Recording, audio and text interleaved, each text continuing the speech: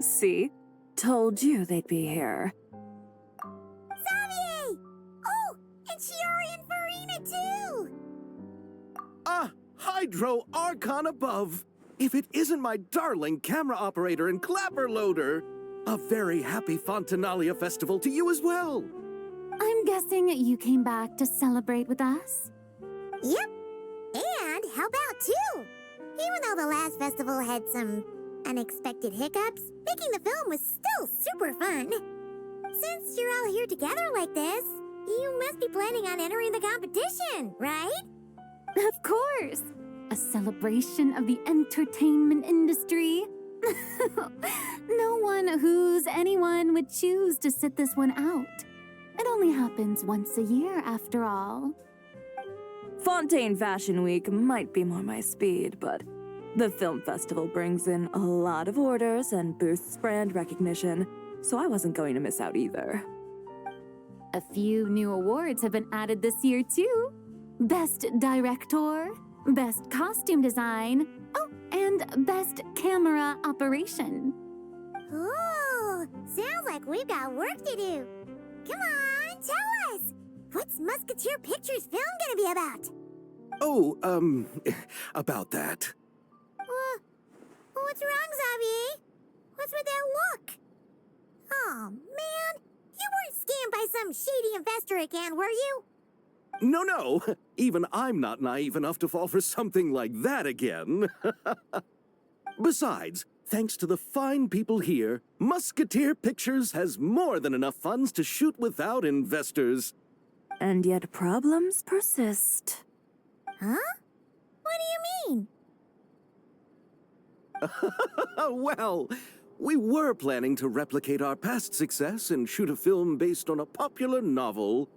But as we were holding auditions for the female lead earlier today, a striking young mademoiselle wandered in by accident. Her disposition was simply ethereal, the look in her eyes somewhat melancholic. Oh, I wish you could have been there. The awe I felt can scarcely be put to words. You had to be there, friend. No matter where she stood, it was as if her surroundings, even the air itself, turned into the perfect shot. Guess you found your lead actress, then? No, quite the opposite. My script is entirely unworthy of her. I fear it is. Nevertheless, I couldn't help but approach the mademoiselle to ask about her background and what brought her to Fontaine. What did she say? Sadly, she said her best friend was gone. After returning to her own homeland not too long ago, she decided to visit where her friend was from to remember them better. Oh, no wonder she looked sad. Yes, but that's when it struck me. Why not cast her as the lead in a film centered around her search for this old friend? Huh? You're gonna rewrite the whole script? But is there even enough time? Isn't the prep work super complicated? We might not finish. Think about the difficulties we faced with the two Musketeers. We had to start from scratch back then, too. I'd say we're ahead of the game this time. Guess so, but... Don't worry, Paimon. Shiori and I have evaluated the proposal, and we support Xavier's decision. I won't really need to start on the costumes until the cast is finalized, so it's not too much extra work for me. Oh, fair mademoiselles. How can I ever thank you? Finishing the script would be a start. You know, compared to a commercial popcorn flick, I do prefer the idea of shooting a more artistic film. One that leaves a profound and lingering impact in the hearts of the audience. I agree. True trendsetters are the people who dare to go against the grain. Wow! Leave it to Director Farina to have a vision. Honestly, though, the artistic passion of everyone at Musketeer Pictures is inspiring. Anyway, now that we've heard so much about this lead actress, Paimon's gotta know who it is! Ah! Columbina! What are you doing here? Hello. I was just walking past when I heard you talking about me, so I came over. Huh? You know Miss Columbina? Of course! Wait a second. Does this mean Columbina is the actress who inspired the whole rewrite? Yeah. Wait, so did you make the trip by yourself, Columbina? Yes. I mentioned how I wanted to visit other nations once things settled down in Notcry, remember? So I went to the curatorium to ask Never for advice. She told me about the film festival in Fontaine and said it might be fun to visit. I spoke to Lauma before I left too, and she thought it was a great idea to get out for a bit. It's just, I received quite different travel advice from the two of them. Oh? How so? Well, Lauma told me to go out and experience new things and make new friends. What a wonderful suggestion. That's how a trip should be. What about Nefer? She said, don't trust anyone and don't talk to strangers. Yep, that sounds like her. I can understand that too. It shows this Nefer cares about you a great deal, Miss Columbina. Yes, so I plan on combining their advice. All I need to do is turn strangers into friends, and then I can talk to them. Huh. That kinda makes sense, but also not. Hey, Chiori. Oh, look who's back. Happy Fontinalia Festival, you two. Oh, looks like we have a superstar in our midst. How about an autograph, Big Shot? Ha ha, very funny. All settled then? Yep, the Duke gave his blessing, and I cleared it with the Udex. During the festival, inmates with good behavior will get a chance to spend some time on the outside. Under the stringent supervision of the Special Patrol, of course. Risley! It's been a while. Happy Fontinalia Festival! Does that mean Veronique and her brother will be at the festival? During a specific window of time, sure. Doesn't hurt to give the inmates something to look forward to. A little sun'll do them some good, I think. This is a friend from your travels, I'm guessing. Thought I heard something along those lines. Right! We should make some introductions, huh? Chevros, Risley, this is Columbina, a friend we met in Notcry. Welcome to Fontaine, Miss Columbina. I bet the weather's been quite an adjustment. Yeah.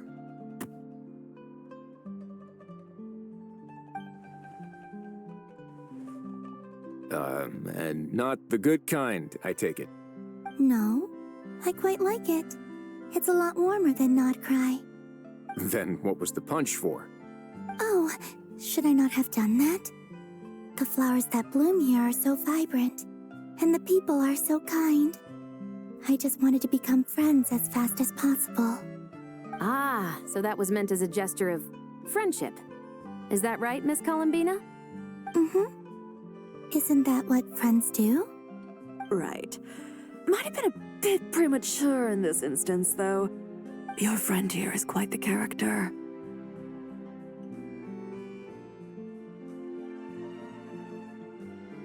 Good thing we said something.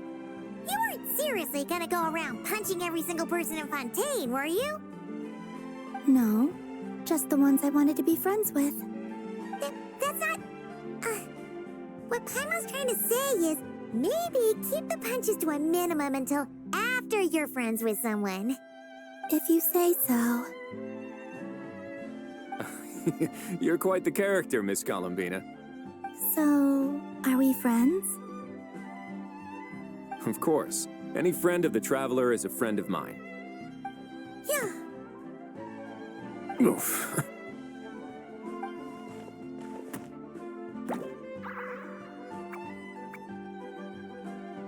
When it comes to friends, you sure know how to pick 'em. So Miss Columbina is the lead actress I've been hearing so much about. The whole thing about her aura is starting to make more sense. You gonna be part of the film this time too, Shivers? That was the plan. But now that Mr. Xavier has changed the direction, I don't think I'm in quite as many scenes. It's all for the best, though. A different crew asked me to help consult on some of their musket work. Oh, sounds like our trusty musketeer is as popular as ever. I'm just going where I'm needed. I'm more than willing to help with whatever this production needs as well. Ah, well, speaking of, would you happen to know if there are scenic locations around the court of Fontaine that other crews haven't booked? The festival's pretty popular this year, so there's not a lot left. You might just have to talk it over with the other productions and see if they'll let you squeeze in here and there. I see. Having trouble finding a filming location?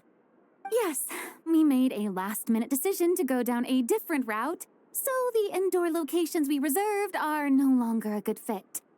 And it looks like all of the best outdoor spots have been taken. You know, I might know a place. Good views, good atmosphere, and no production team has snatched it up. That sounds perfect! Where is it? You want me to reveal it just like that? Come on, let it be a surprise. As much as that sounds riveting, I think we should divide and conquer. You go do that, and Director Farina and I will take Miss Columbina around the city to discuss lighting and styling. Is that all right with you, Miss Columbina? Traveler?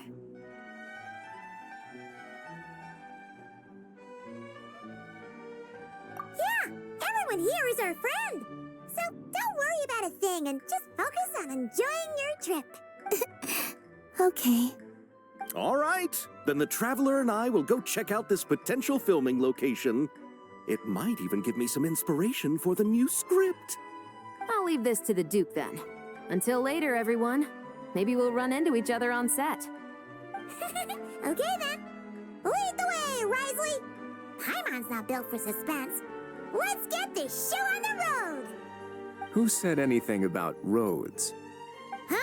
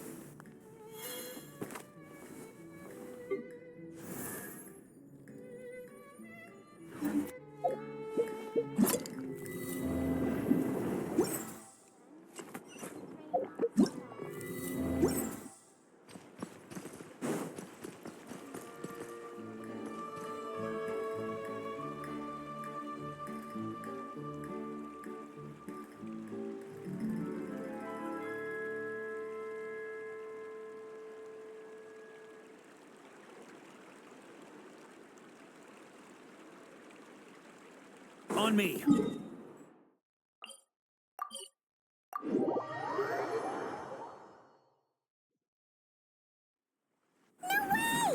brought the winglet up to It'd make quite the grand backdrop for a film, don't you think? Paimon's more focused on the fact that this thing is supposed to be underwater, inside the fortress of Meripede. True. And keeping up with the maintenance on a vessel this big is a lot of work. It takes a crazy amount of manpower just to keep it up and running. Oh, Paimon kind of thought it just sat there until you needed it. I wish it were that simple. The truth is the maintenance costs on this thing are substantial. So we decided to rent it out during the festival to earn some extra mora. Besides, the inmates are the ones who keep it in good shape. Seeing the fruits of their labor put to use is a good form of social rehabilitation for them. You've really thought this through. What you think, Xavier? Is this a good place to shoot? Ah, I've got it! Good messieurs and mesdemoiselles, I've got it! Gonna take that as a yes. The beginning is the hardest part, and the opening of this film has been eluding me, but now I know just how it should start. Glad to hear it. Thanks for bringing us here, Risley. Don't thank me just yet. This isn't quite a done deal. Huh? Not a done deal as in someone already rented it out? You said no other production teams had snatched it up! This person isn't affiliated with a production team. The rental fee was high enough to scare off plenty of other film crews, but she didn't blink. Made quite the generous offer, and didn't even attempt to haggle. Do you know what she plans to use it for? I'd like to at least have a rough idea before going in to negotiate. I didn't ask for the details, but I did see what looked like a fishing permit and a business license on her desk. My guess is she's planning on using it for some kind of restaurant or aquarium. A floating restaurant is sure to attract people, but an aquarium sounds cool too. The views from the ship make it a great spot for a date. The winglet might not be under my command right now, but it's always nice to see her admired. A film is sure to drum up some good publicity as well. I do hope we can work something out with the current captain. Well, guess we should head over and talk things out then. Best of luck.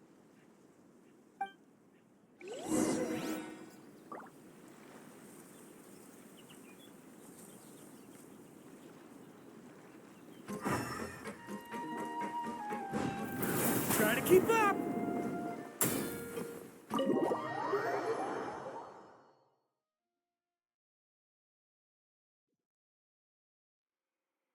Wow! The winglet seems even bigger up close. The rooms are so spacious.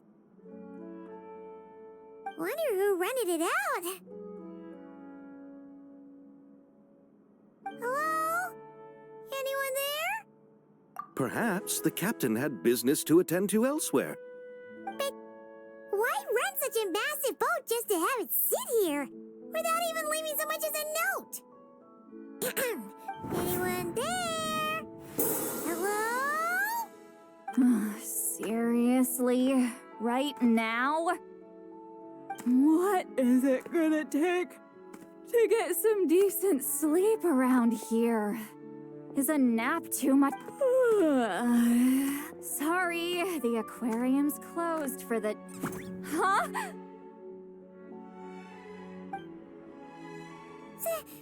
See Lolly?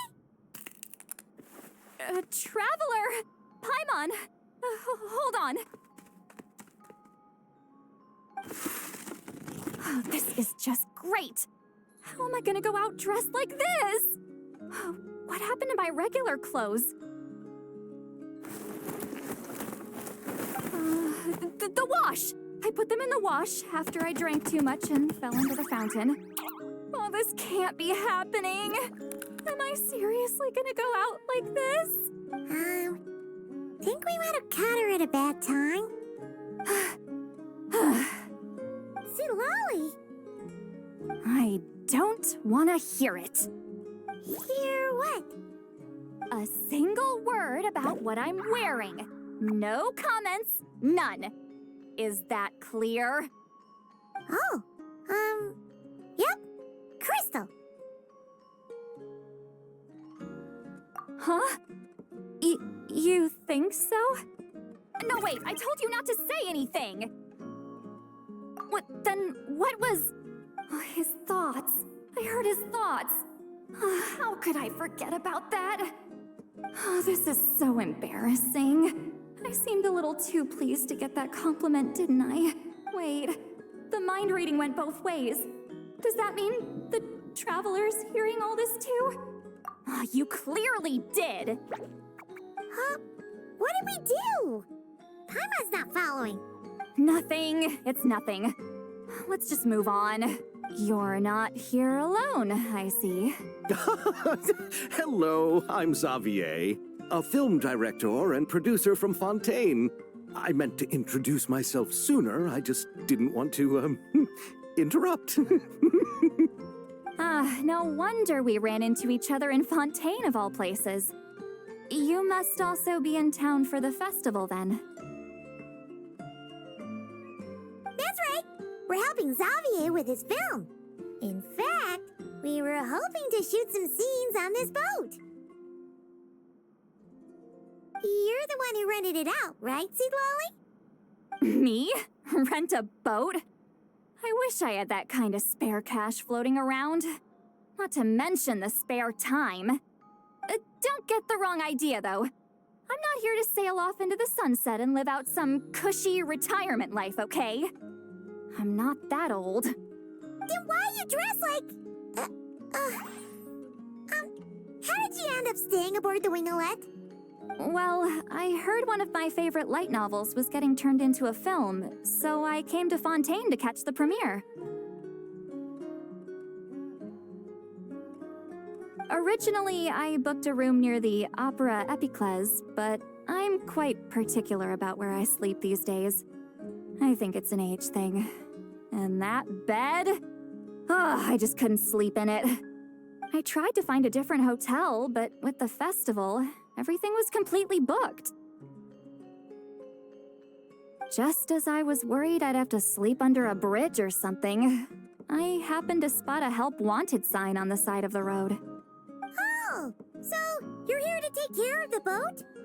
No, I was hired to man the front desk. The pay is a bit low, but food and drinks are covered. And it includes room and board during the festival. Plus, the job is simple. So I thought I'd give it a shot. Wow, they actually thought you'd be a good fit, huh? What? You don't think I'm cut out for it? All I have to do is tell people the aquarium isn't open yet.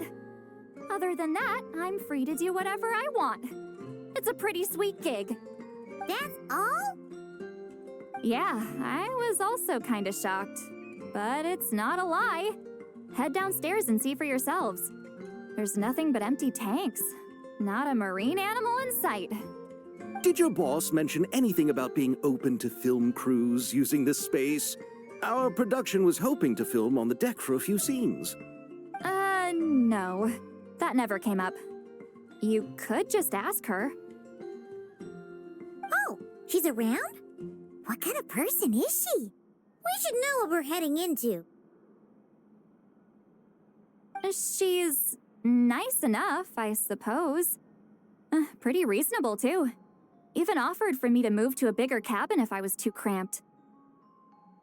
Back at the Masters of the Nightwind, I'm used to being the one giving orders. But working under her doesn't feel like being bossed around. She seems to respect what I think. Wow, she sounds like a great boss. She did tell me she'd rather not be disturbed, though. She's been working on an important project, so I'd keep it brief. Got it. Thanks for the heads up. All right, the captain's quarters are this way. I can take... Wait. But I'm wearing... Ugh, whatever. I doubt she'll care. Just follow me.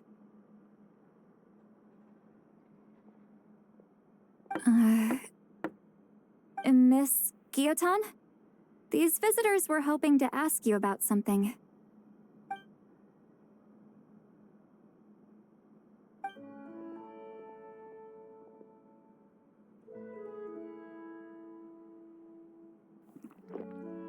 I thought I said to limit the interruptions.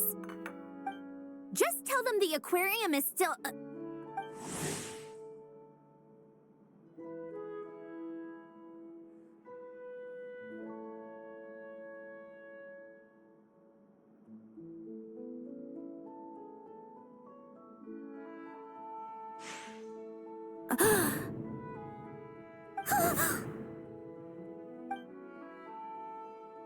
Sandrone? You're here! Huh? You know each other? Are you okay, Sandrone? Do you still remember us? Everyone was so upset after what happened. We all missed you so much. Sweet Lolly, why don't you escort this gentleman to the reception area for a cup of tea?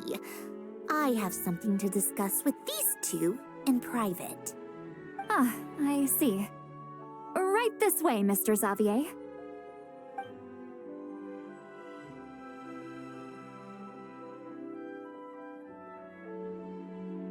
Sandrone? I really can't go anywhere without running into you two, can I? Are you okay? During the battle, your core... it was... Destroyed by that bastard Dottore. That's right. But as you can see, I'm fine now. No major issues. Or at least, there shouldn't be. Oh, what a relief! Oh, why didn't you tell us sooner? Or come back to see your friends? Now that I have the chance, I just want to say... Thank you for saving me. Huh? Don't get the wrong idea. I only saved you so we could complete that formula and defeat Dottore once and for all. Even if he did crawl back from the grave to make us all miserable again. That doesn't matter.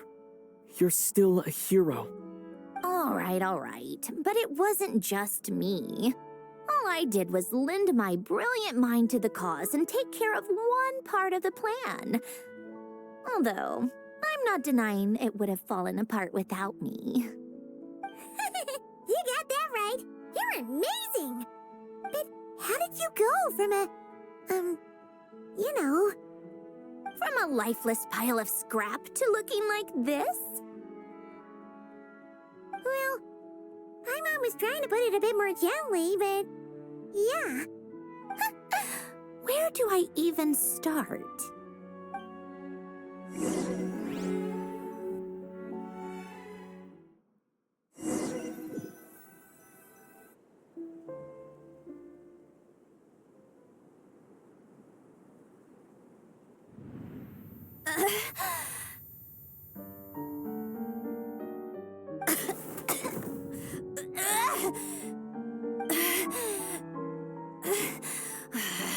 Curse it all! Where am I? Did we do it? How much time has passed? I'm not in one of that lunatic's experimental labs, am I? Wait, Fontanian decor. Books from the Research Institute. Phew. One thing at a time. Initiate self-diagnostics. Assess the extent of the damage. Cut power to compromised, non-essential components. Then reconstruct available action modules. Severe damage to the core. Dottore, you bastard. Polonia?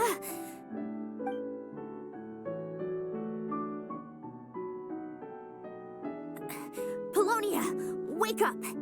Activate!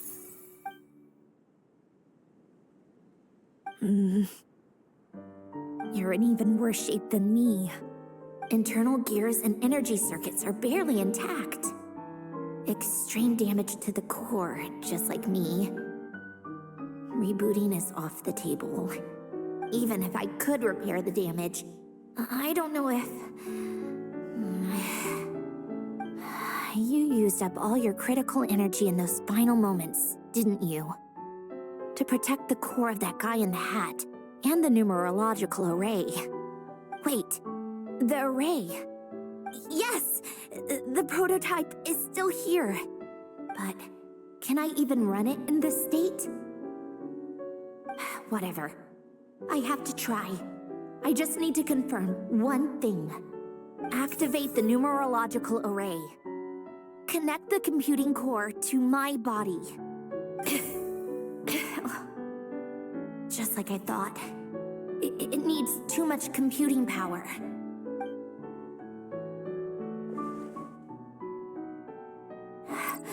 Cut off power supply to all functions except the thinking module. Please. I just need to ask one question. Initiate query regarding the 3 moon sisters. How many living moon goddesses are there in possession of the Trilunar Authority? 1. It worked. You did it, Columbina. You made it back. But how did I survive? The self-diagnostics showed damage severe enough to shut me down for good. What triggered the reboot? A built-in message? Only visible after a core reboot. The final gift. Alen! Were you the one who gave me the second chance? But why now? What activated it? What is that? A vision? Wait, no. It's a stellar linchpin?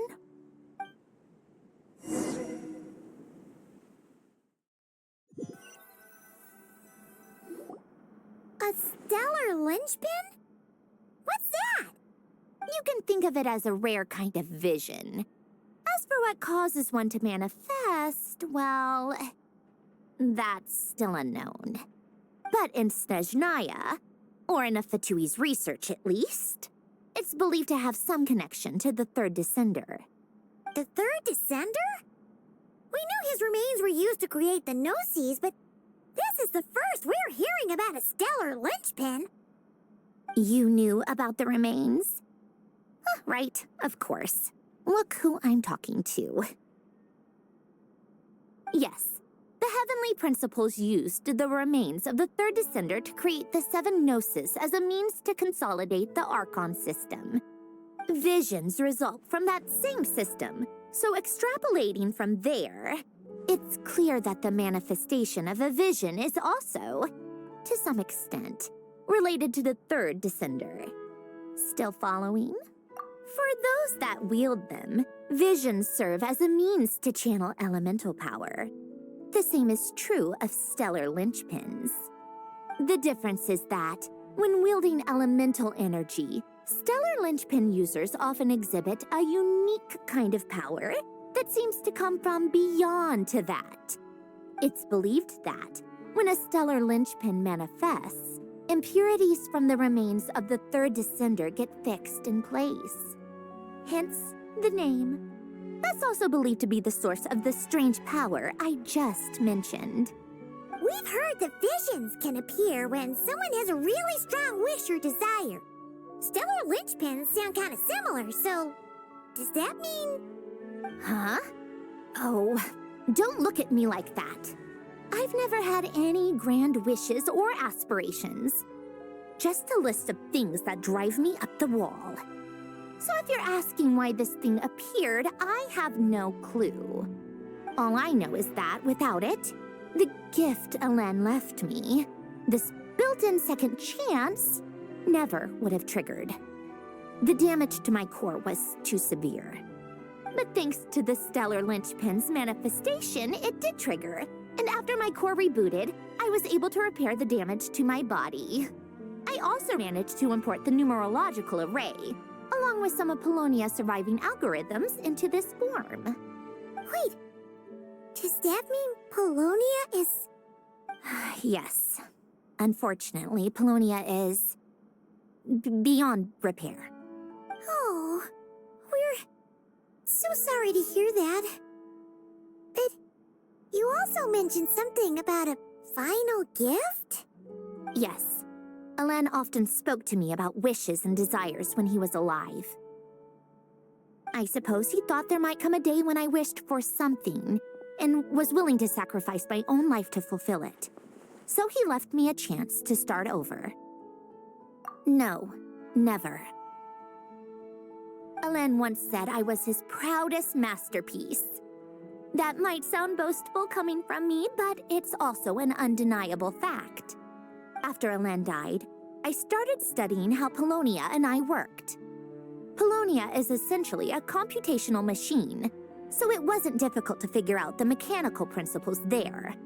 But when it came to my own structure, that's when Elen, the Lord Artificer's true greatness, struck me once again. I attempted to imitate it when I created Catherine, but in the end, she turned out to be nothing more than a superficial replica. What? But his creations go. Catherine is super impressive. We were shocked when we first found out she was a puppet. No, she's nothing compared to what Elen was able to create. Some of the mechanical principles of my own core are still a complete mystery to me. Keeping that gift hidden wasn't even a challenge for him. Just a shame I had to waste it on fighting Dottore. I just couldn't stand the thought of him coming out on top. If you put it that way, the world owes me a whole lot then, doesn't it? Wait, but all this still doesn't explain what you're doing here. Risley said you rented the ship and even had some kind of fishing permit? That's because I'm trying to go back to the place Elen and I lived when he was alive. My former home, I suppose you could say. The second chance wasn't the only part of the gift. According to the message, Elen left me a few other things that are stored in the house we shared together. I'm hoping that whatever he left me can help fix certain anomalies in my rebooted core. And help me understand why I received a stellar linchpin in the first place. Okay, so go back then. What does that have to do with fishing? And to think I'm talking to the saviors of Fontaine. Did you forget that the water levels have been rising for centuries? I can't just go back to the place I used to live because now it's underwater. Oh, right. With the rising water levels and changes in terrain, it's not just a matter of finding where it is, but also clearing away any sediment or debris.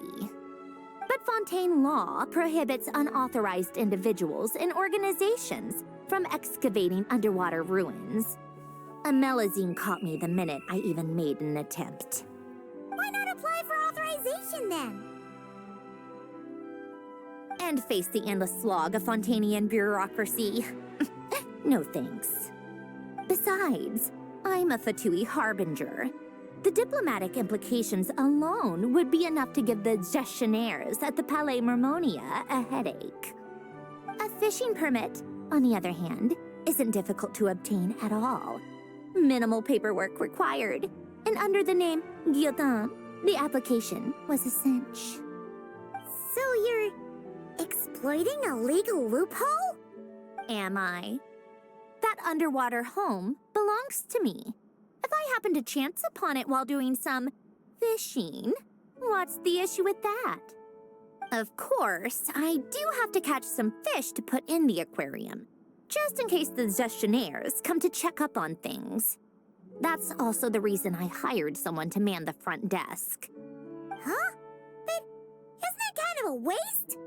You went to all the trouble of getting a business license and rented out this giant ship, just for show? If you want to run an aquarium that bad, be my guest. Use the facilities however you want. I'm certainly not going to stop you. All I want is to go back home and see what other gifts Elen wanted me to inherit. Hold on. Enough about me. What are you two even doing here?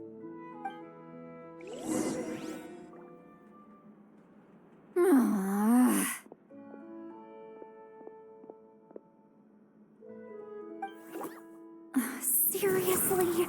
They've been in there forever. The reaction when they saw each other was strange, to say the least. They're lucky I was nice enough to leave the room and give them some space. Back in the Masters of the Nightwind, I'm the one who gets to kick people out. I just want to know what they're talking about. Should I cast a little eavesdropping spell? Oh, no, what am I thinking? I'm Granny Eastley, the great shaman of the Masters of the Nightwind. I can't do something like that. This is just ridiculous. Making me wait out here for so long?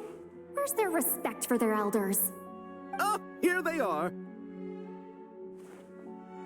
Were you back there arguing or something? What took you so long? The two of you are already acquainted with Miss Guillotin, then? Oh, yep. But don't worry, we got everything sorted. Sandrone agreed to let us shoot on the ship, but it has to be when she's not here. When she's not here? That's right. You'll excuse me if I didn't exactly ask for this little reunion. I wasn't planning on seeing anyone. Like I said, my core is severely damaged. Even with the gift, there are anomalies that are making things unstable. I don't even know if I can continue to function without issues. So the priority is to fix these anomalies and get answers to my own questions. Then, I can see the people that need seeing. Anyway, just let Sandrone know when you plan to film Xavier, and she'll, steer clear. I do hope I'm not causing Miss Guillotin too much trouble. No! She just wants to keep a low profile for her own, complicated reasons. She doesn't want anyone else to know she's here. Understood. I'll be sure to keep that in mind. Oh, and see Lale?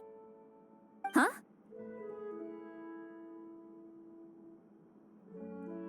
You mean Miss Guillotin? What does she want? Oh, please don't let it be about the pajamas. What? The 7th of the Fatui Harbingers? Why are you telling me all this? I asked the Traveler about you, and I've decided it's best to be open in this instance. I can understand if you would rather not work for a Harbinger. Regardless, the room on the ship is yours to keep. You're an acquaintance of the Traveler, and I plan to honor that. Wait, she's actually nice? It's not a problem. The captain also worked for the Fatui, and he helped Natlan a great deal. We know that there are good people among your ranks. Besides, I've been around long enough to know what it means to earn one's keep. This isn't Natlan, and I don't expect special treatment. Besides, sitting at a desk isn't exactly backbreaking work. I appreciate that perspective, great shaman. Seat Lolly. Just call me Seat Lolly. That title makes me sound so... old. Well, Seat Lolly, the Traveler and I are looking for something, so we'll be heading underwater together soon. I'll leave the ship in your care while we're gone. Together? How often? Not too often. We're heading out in a bit, but I'll be available if you need something. You couldn't, go alone? I wanted to, but he was concerned about my physical well-being. So he offered to come with. Guess my mental well-being means nothing then. Huh?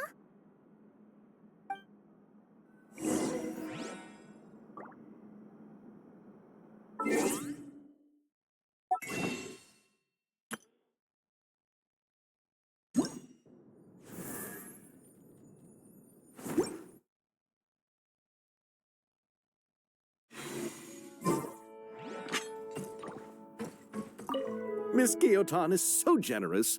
We talked it over, and she agreed to let our crew come over and do some test shots while you two are out.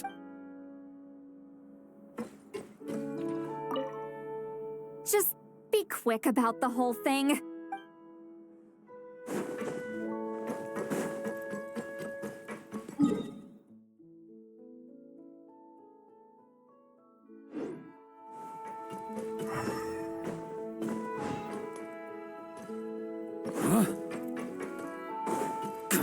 Here.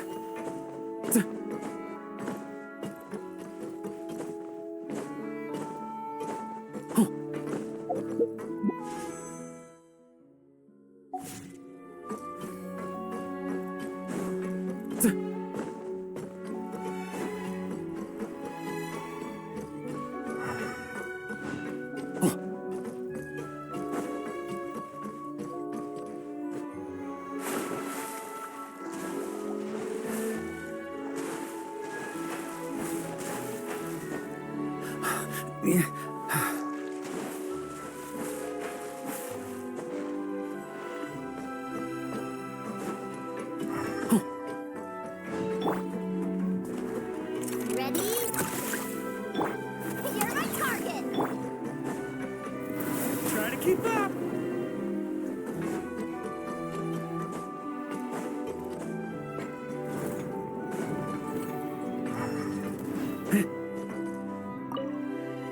All right. Our first stop is the Barrel region. After Alain left the Fontaine Research Institute, he lived in seclusion.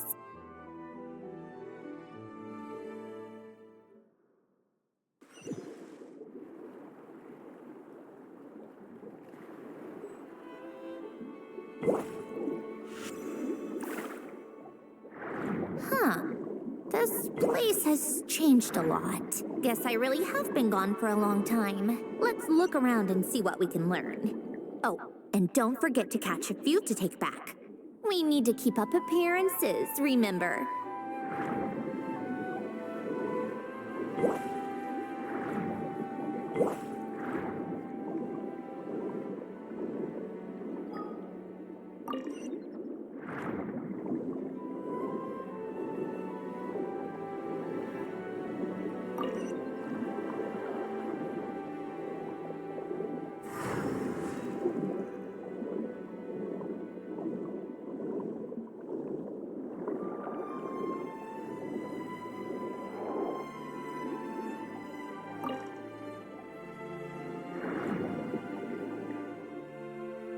Poisson isn't too far from here, right? It's all a bit nostalgic, I guess. Back when I lived here, all this was still above water. All right, I have a general understanding of the terrain changes and sediment accumulation. We can stop here for now.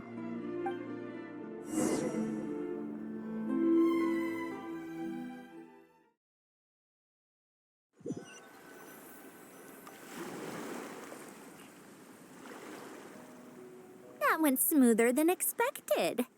I appreciate the help. No problem. You doing okay though, Syndrome? Seeing your home look nothing like you remember, that can't be easy. I'm fine. Times change. People change. That's the one thing you can actually count on. I made peace with that a long time ago. You should head back and put them in the aquarium tanks. We finished ahead of schedule, so your crew is probably still on the ship. I'll follow in a bit. Right. Xavier said he was gonna test out a couple of shots. I'm sure. I want to take another look around on my own. Okay then.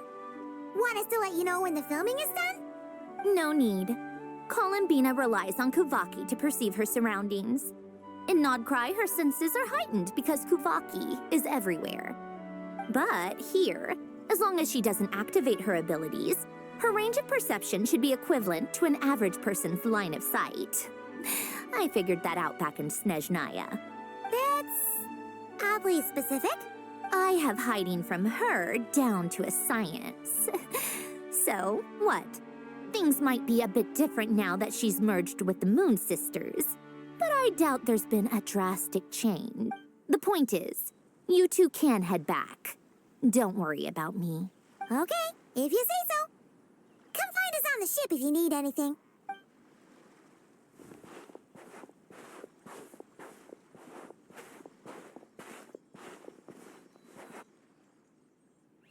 What did you leave for me, Alain? Did you know I would come back? Or did you make it so I would have to?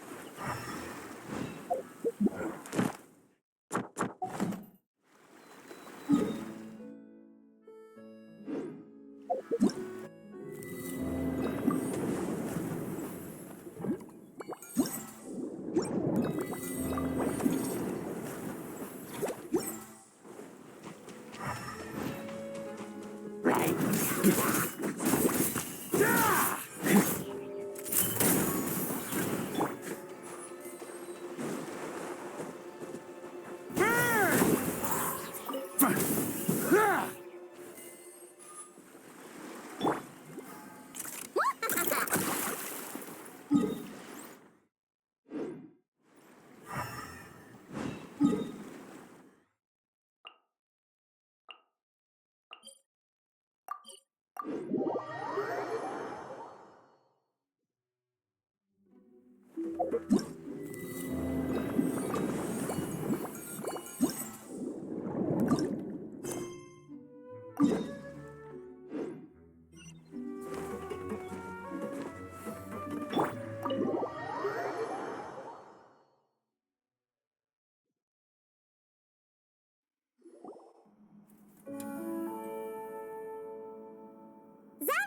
we're back! Shh! Quiet on set! They're filming over there. Oops, sorry.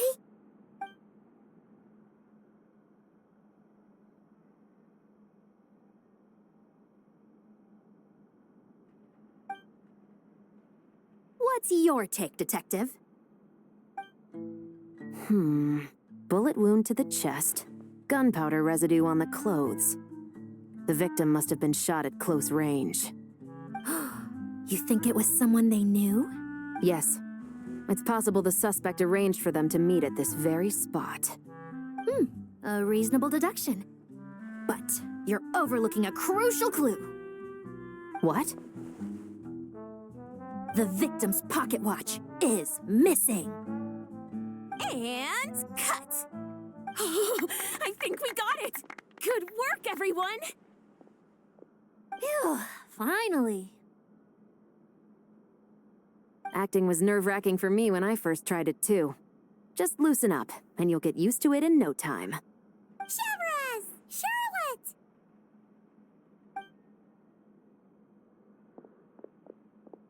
Oh, hello there, you two! You're filming here too? Oh, so Charlotte's crew must have been the one that asked you to help out, huh, Severus? Yep. They heard about a potential filming location and wanted to come check it out. But when we got here, your crew had already beaten us to it. Luckily, Xavier and our director, Lapine Pauline, go way back. In the end, we agreed to just share each other's filming locations. Considering all the last-minute changes, that's just what Musketeer Pictures needed. For sure! Based off the scene just now, you must be the star of the film, Charlotte! You bet! This detective costume really suits me, don't you think? Oh, for sure. You're already right at home lurking in the shadows taking pictures of this and that. Add a notepad and you're practically method. Thanks, Miss Chiori. I appreciate the compliment. That didn't sound much like a compliment to Paimon. So this is a film set? It looks like a very happy place. This must all be quite new to you, Miss Columbina. Yes. I watched a few films with a friend once, but she thought there was no point if I wouldn't open my eyes. So she stopped inviting me. Looks like I missed out on a lot.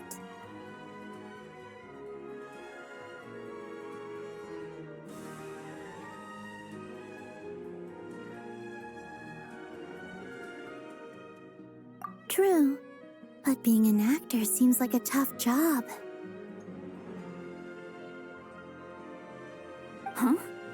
Most people would swap lives with an actor in a heartbeat. The lifestyle is so glamorous, and the pay is more than generous. But they have to act out lives that aren't their own, with the whole world watching on in judgment. If they don't do it justice, it must feel like they're letting people down. That's exactly how it feels. This young lady has quite the unique perspective. Well, that's true. But these actors are here because they want to be and they think it's fun. Most of them, at least. Not to mention, the film we're shooting is based entirely on you, Miss Columbina. You just need to be true to yourself. I don't have to pretend to be someone I'm not? Not at all. Authenticity is what we're after. For example, this first scene opens with you on the boat, sailing to your friend's homeland. You just need to think about that moment in the story and picture how you would feel. Oh, okay. We're all here? Wonderful! Let's head to the deck and get shooting. Oh, and this is for you, dear Paimon. Your clapperboard. Whoa! Is this the same one Paimon used for the The very same. I saved it just for you. Thanks, Xavier.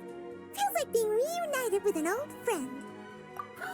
Of course! That said, I have a different job in mind for you this time, Traveler. Our film is focusing on a single protagonist, so conveying the subtle changes in her state of mind is of the utmost importance. In addition to the actor's own performance, another way we can convey that is through lighting. Huh? But there's already a lighting specialist, isn't there? Yes, but it's clear the Traveler and Miss Columbina share a deep bond.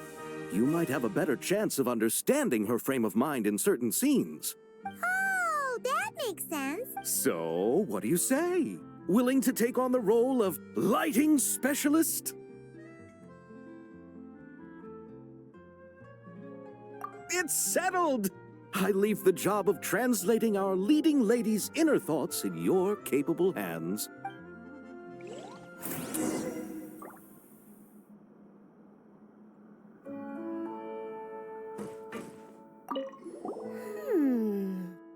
Seeing all the sets in place, things are looking even better than I expected. The actors are doing great too. Editing it all together is gonna be a piece of cake. Bet I can finish it in one night. Hi, Lapine Pauline. Hey, you're back! The timing couldn't be more perfect. If there's one thing you absolutely can't miss, it's the Fontinalia Film Festival. And you're a director this time. That's so cool. It's all thanks to my apprentice, Ninette. She's the one who told me to read Great Detective Herlock in the first place. And then it struck me. This would make a great film. What about your savings, though? You didn't... Yep, I went all in. Paimon was worried you'd say that. Oh, relax. It's different this time. I met director Xavier back during my camera outsourcing days, so I got to know the industry a bit. I know exactly what our film needs and what the fans want to see. So be sure to check it out. I'm confident we've got a winner on our hands. Sounds like it. But we've got some filming chops ourselves. It's definitely still anyone's game. Then may the best film win.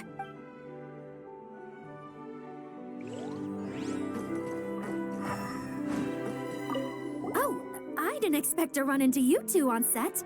Happy Fontinalia Festival. Nice acting back there, Charlotte.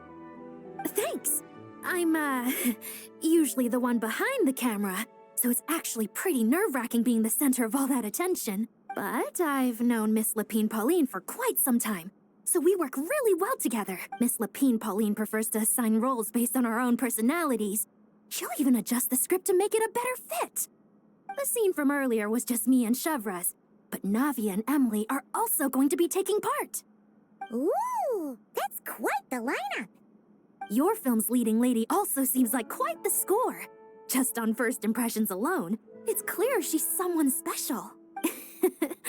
Guess we'll just have to wait and see who wins Best Picture and gets to go home with the Farina Award.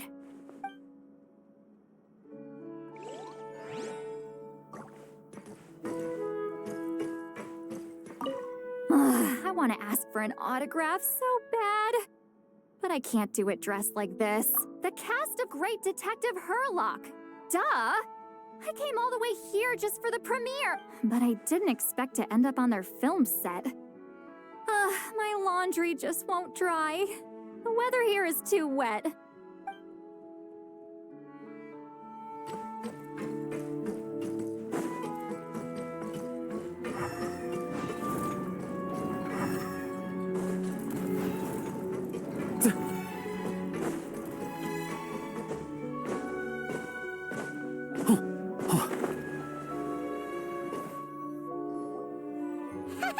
Paimon's having a bunch of fun filling up this aquarium.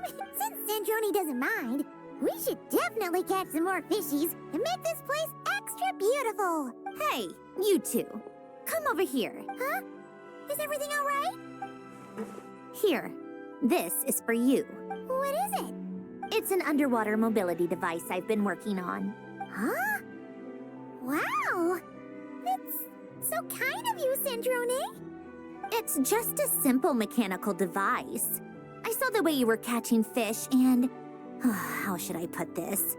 It seemed somewhat unsophisticated. To be perfectly frank, I found it quite difficult to watch. Was it really that bad? It was inefficient, unskilled, and completely and utterly inelegant. No need to apologize. Everyone has their own ways of doing things. But seeing as you plan to keep adding to the aquarium, it might be best if you use this device. The waters of Fontaine are home to more than just harmless ornamental fish. There are plenty of predators who could do you some real harm. This device will not only help you fish, it'll also help you flee. All right. Oh, and if you're going for a swim, go now. And don't forget to tell me what you think of the device. I can always make more adjustments if you have any feedback.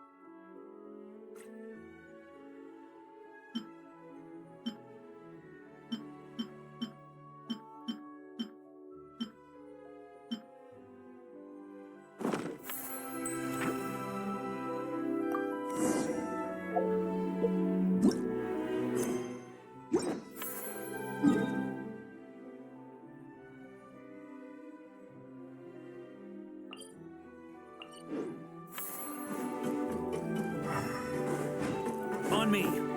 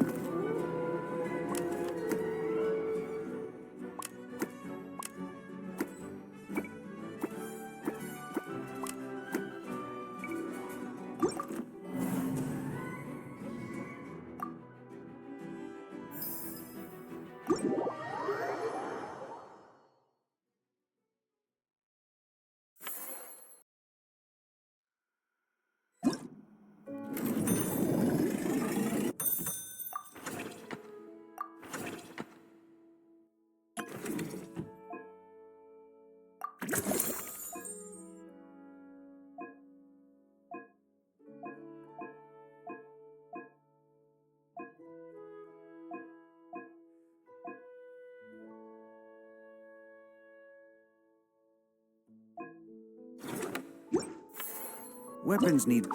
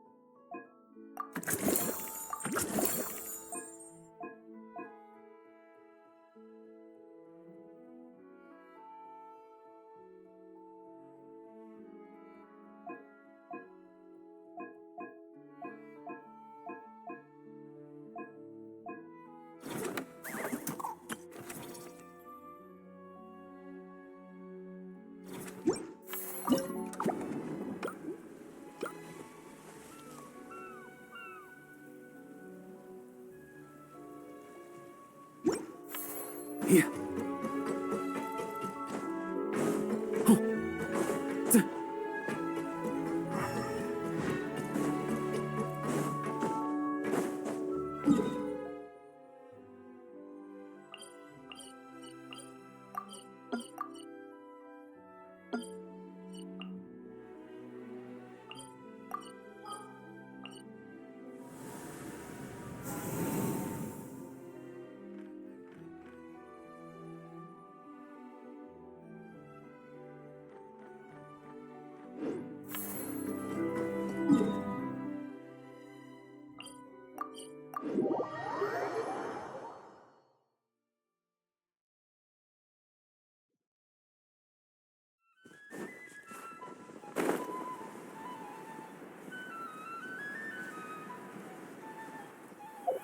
On me. Try to keep up. Here.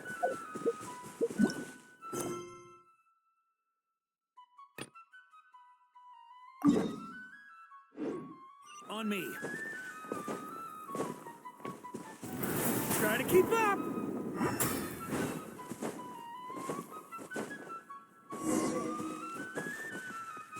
Here.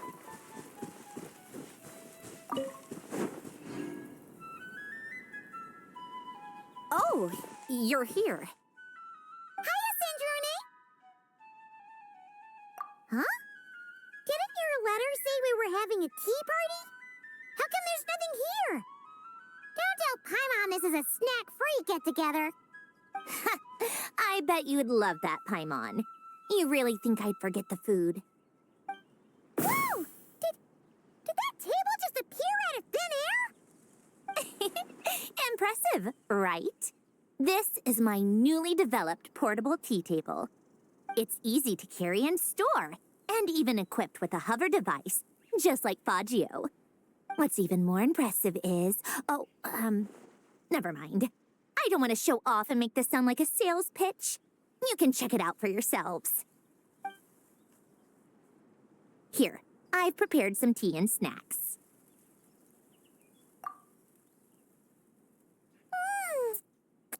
These are so delicious! You really are a great cook. Naturally. But what inspired you to make something like this? I wanted to be able to enjoy pleasant tea parties with friends wherever they are, of course. I've said this before. Holding on to what you already have isn't the only way to preserve what's precious. Lately, I found myself wanting to go on walks and visit my friends more often. But inviting myself to others' homes and expecting them to prepare tea and treats, then letting them clear the table afterward. It's hardly proper etiquette for a lady. Paimon doesn't think your friends would mind. I mind. Besides, a simple invention like this is no trouble at all for me. I can see you like it. Don't worry, I can make one for you too. Huh? Are you sure that's all right? It's perfectly fine. Like I told you, I can whip up something like this in no time. Don't mention it. You helped me out a lot during the Fontinalia festival. Consider this as thanks.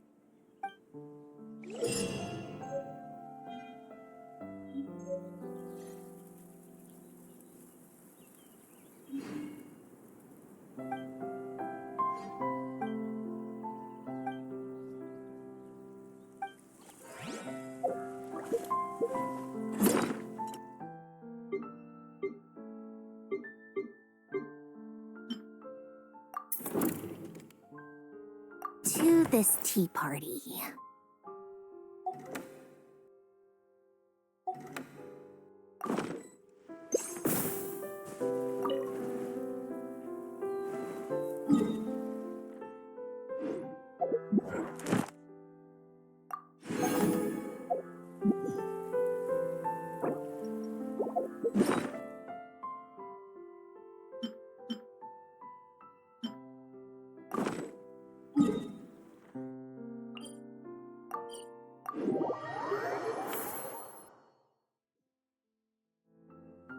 All right, without any further ado, it's time for production on our film, A Homecoming, to officially begin!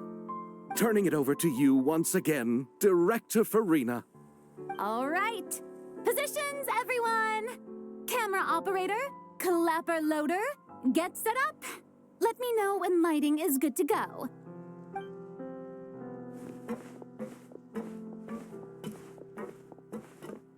All you need to worry about, Miss Columbina, is hitting your mark. Other than that, just focus on immersing yourself in the emotions of the moment. Okay. Good. Lighting, are we ready?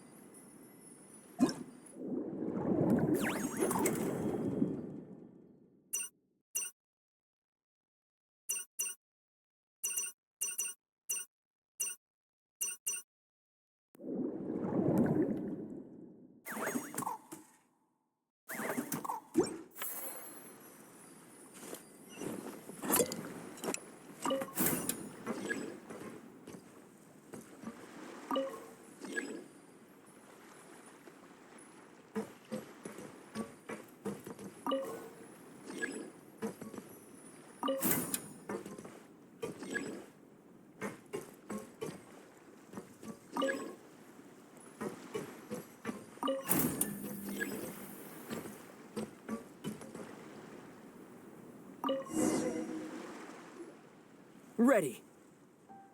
All right, quiet on set. 3, 2... This is her homeland. Columbina. Cut! The emotions I'm looking for were definitely there. Let's just try to keep it a bit more natural. Oh, but definitely keep that gesture at the end. I loved how real it felt.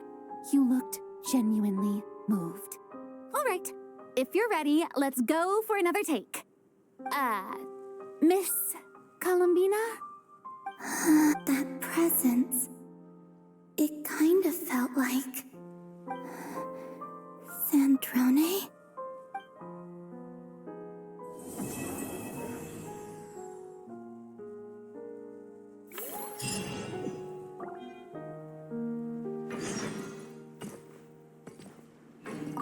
Terrific performance, Miss Columbina. Thank you, Director Farina. You really don't mind me not taking off my eye mask? Not at all. Xavier and I already talked it over. The character is based on you, so there's no need to change what you're accustomed to doing. Besides, the mask could become one of the defining traits of our film's leading lady. Just like you suggested, we'll leave the reveal to the more important moments.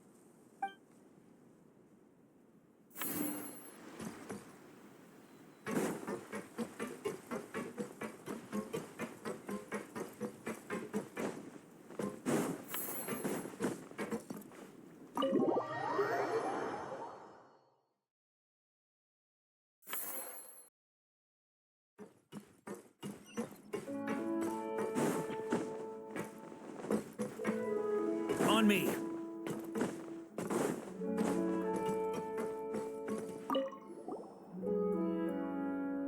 Hello there, Traveler in Paimon.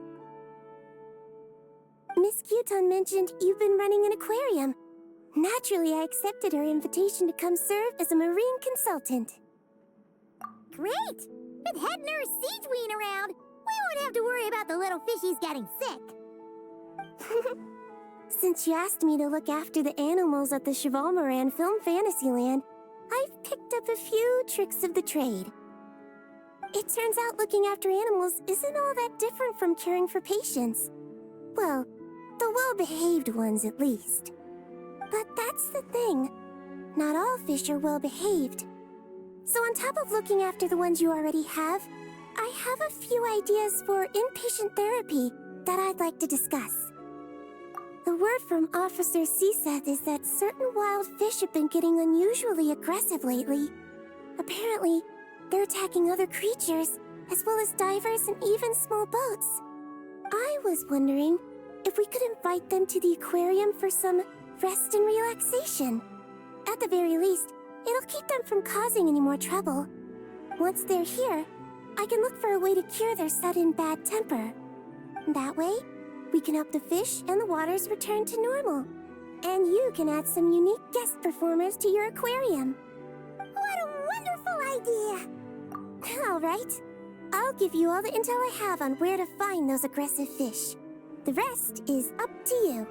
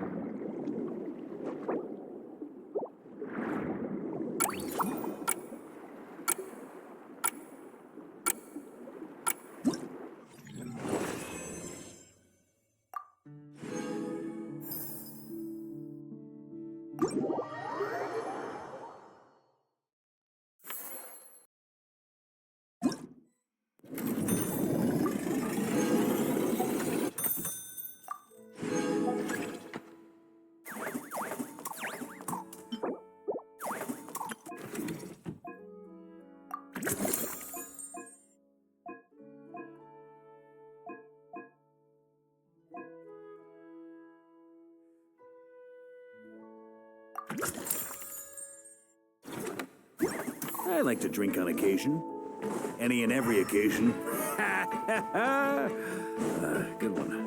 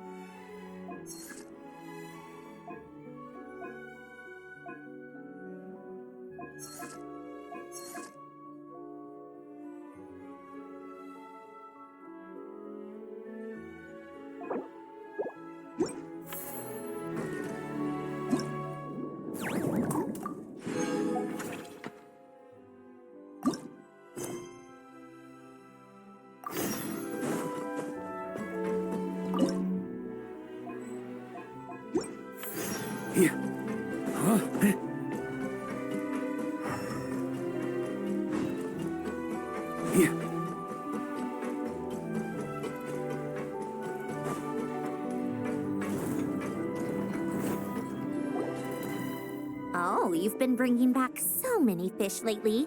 The aquarium is starting to look like a real ocean habitat. We're practically pro fishy fetchers already. You appear to take great pride in your work. You betcha. But behind the sense of accomplishment, there's something else. Something more like... Yeah, that's it. That's how Paimon's feeling underneath. Why's that? Paimon's not sure. It just feels like something's missing. Oh, that's it. We're missing visitors to come and admire our amazing handiwork. You're saying you want to open the aquarium to visitors? Would that not be okay?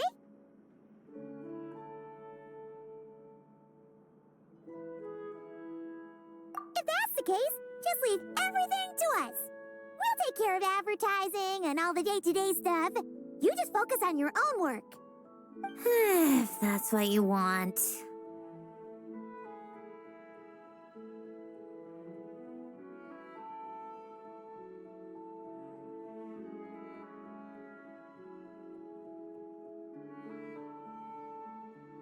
Huh? We only get 70%?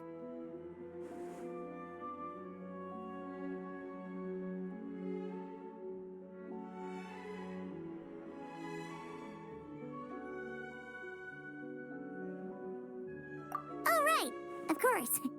Sandroni is the one renting this boat, after all. Ugh, you make me sound like some sort of tyrannical landlord. You're putting in the work, so you should get the lion's share. I'm not stingy like Pantalone. So that means you're giving us the all clear? Sure, you have my blessing. Just make sure it doesn't get in the way of my research. Woohoo! The Wingalik Gloop Gloop Underwater Fisharium is officially open for business. Of course, you already thought of a name.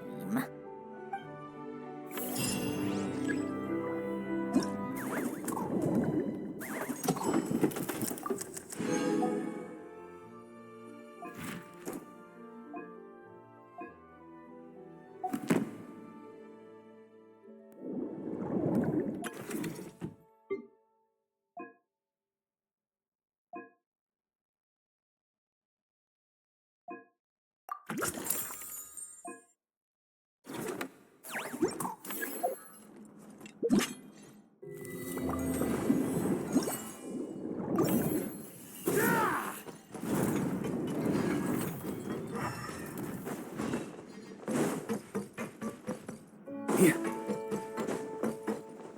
Huh? Here.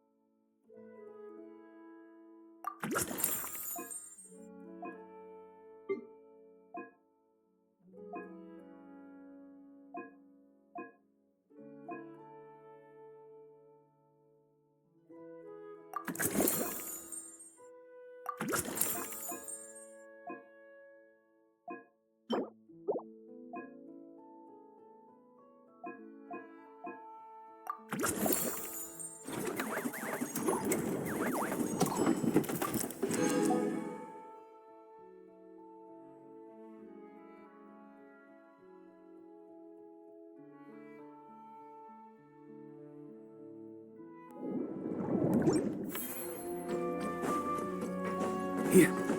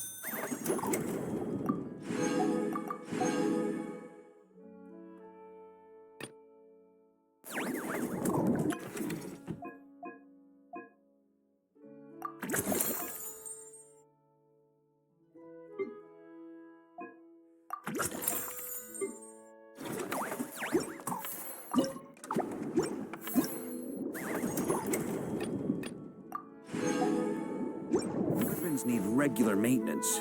Take good care of them, and they'll take care of you when it matters most.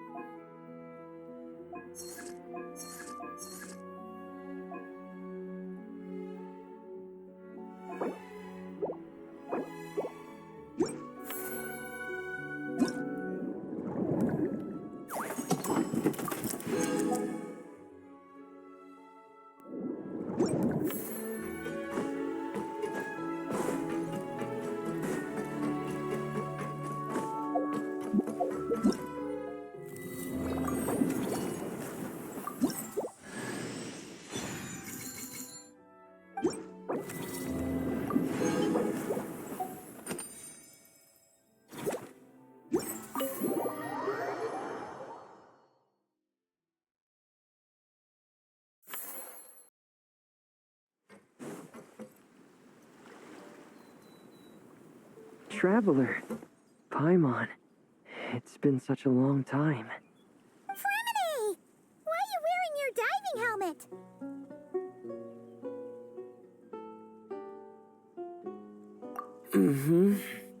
Things down there have been a bit hectic lately.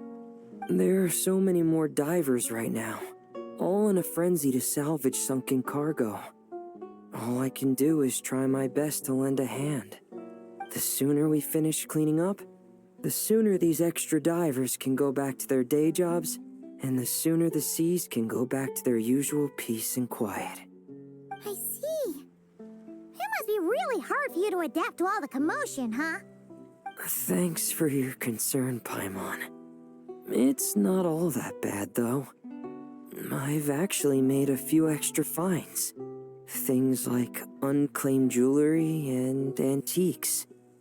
Father said that if I salvage any pretty or valuable things, I should bring them here. She said you'd be able to find a use for them. Huh. Arlecchino sure is thoughtful. If you've got any pretty-looking ornaments that nobody wants anymore, we could use them to decorate the aquarium. Or even better, why don't we go salvaging with you? Are you sure? I wouldn't want to waste your precious time. Don't you worry about that. You already said we can keep any ownerless goodies you find. But how can we let you do all the work yourself? Taking the fruits of someone else's labor while we sit here twiddling our thumbs doesn't sit well with Paimon. In that case, I'll share everything the other divers have told me. Hopefully, that'll help narrow down your search. If you find anything that takes your fancy, feel free to make good use of it. However, some things are wanted by their owners, so if you find one of those, you'll need to return it. Understood. Please stay safe and don't stray into unfamiliar waters. If you run into danger, make sure to surface as quickly as it's safe to do so.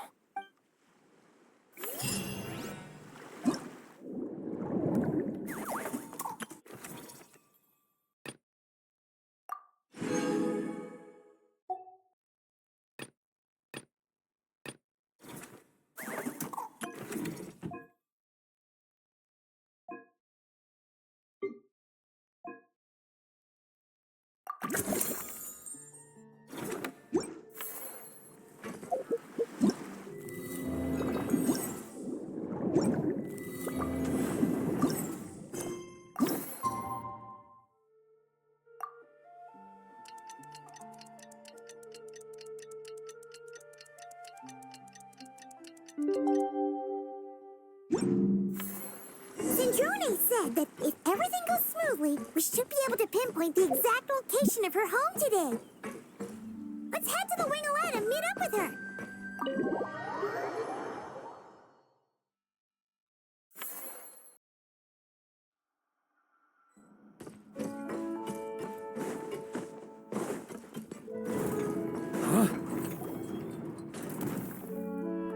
Ah, you're here. We should get going then. Xavier and the others should be filming soon. How's it going? Have you managed to figure out the location of your home yet? I've narrowed down a few potential locations. We just need to take a sample from each one. Once the equipment analyzes them, we should know the exact location and where to find the entrance. Great! We should get started then.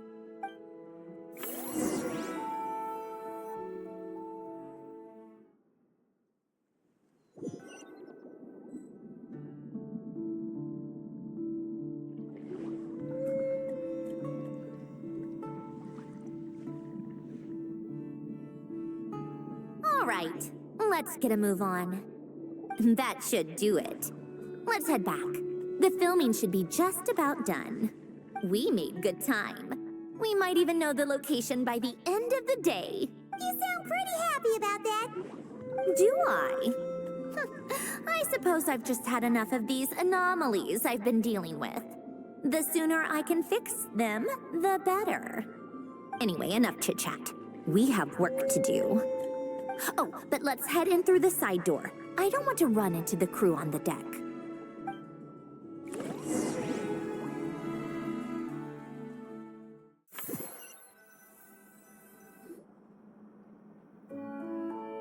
All right, now we just need to wait for the results. Since we have some time to kill, I suppose I might as well see how this aquarium of yours is coming along. You seemed quite enthusiastic about it, after all. It's really coming together.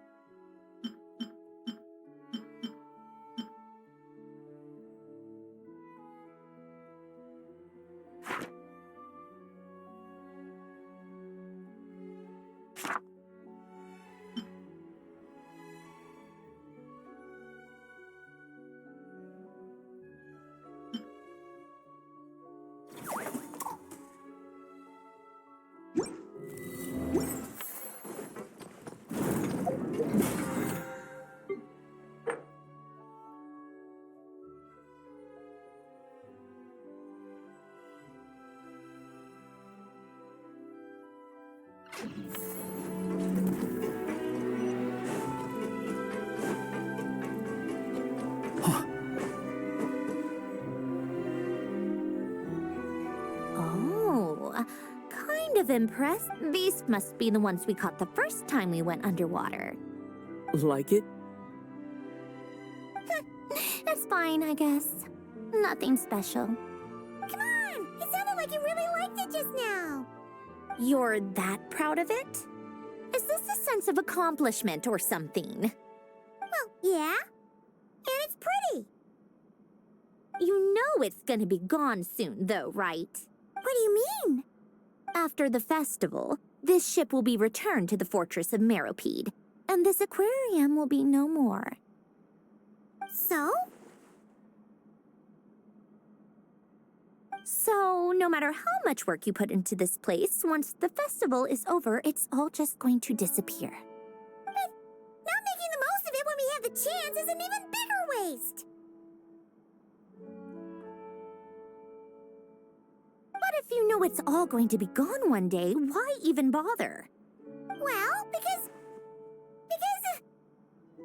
Because you still get to keep the things you gain along the way. And those are things that can never be replaced. Doesn't that make losing them even harder? Well, if you put it like that... But the happy memories we make along the way last forever. You just have to take a more glass-half-full perspective. Not to mention, everything we do here is going to be on film, so it'll still live on in some shape or form. And when you look back on it, only happy memories will come to mind? Exactly! So it's about finding joy in the process itself.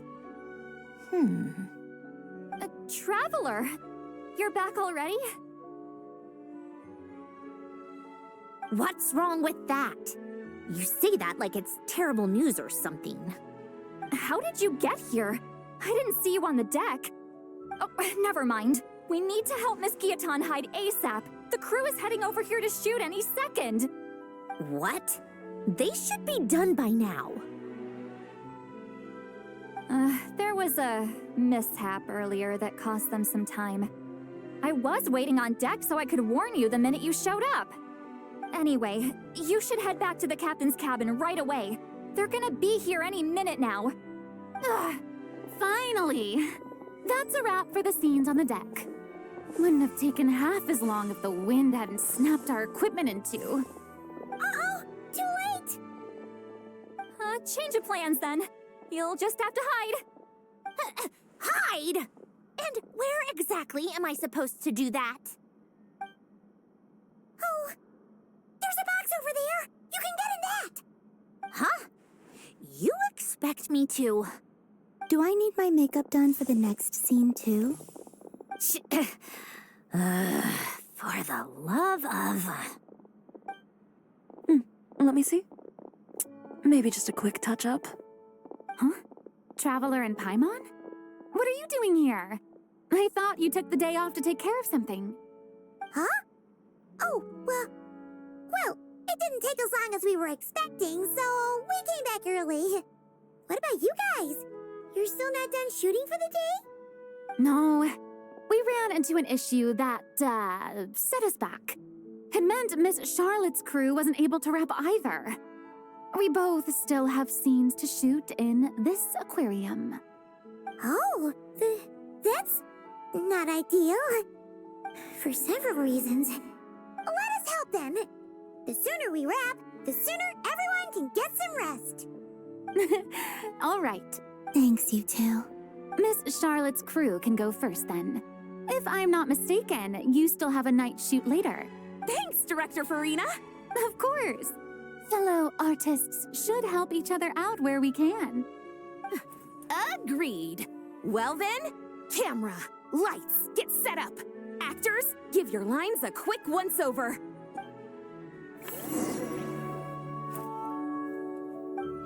All right, places, everyone. And 3, 2, 1, action. So, the story ends like this.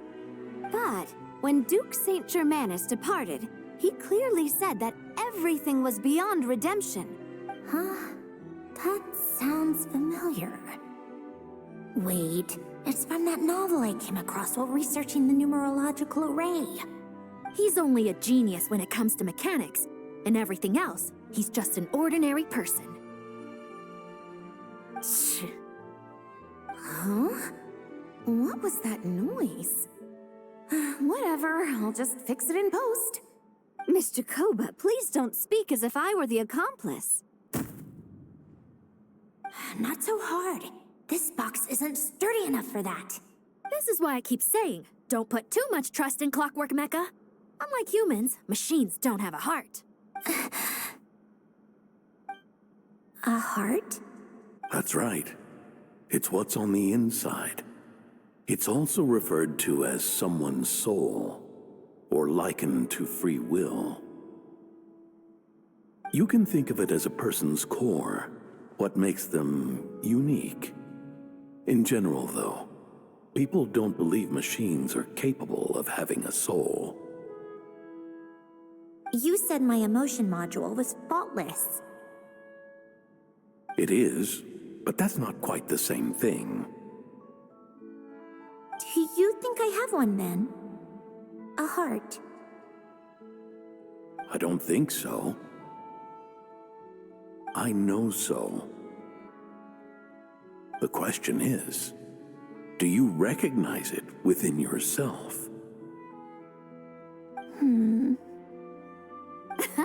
That's where you're wrong. I can't believe this.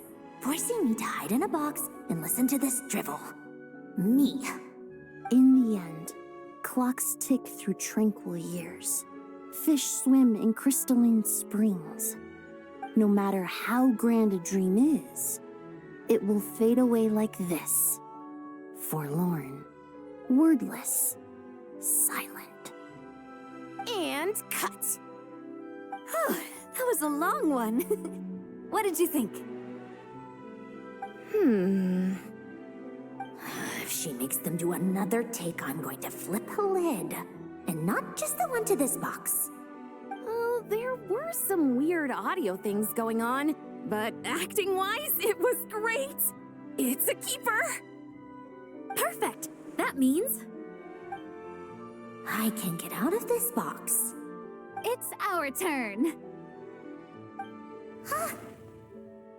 Camera operator, set up for the next scene.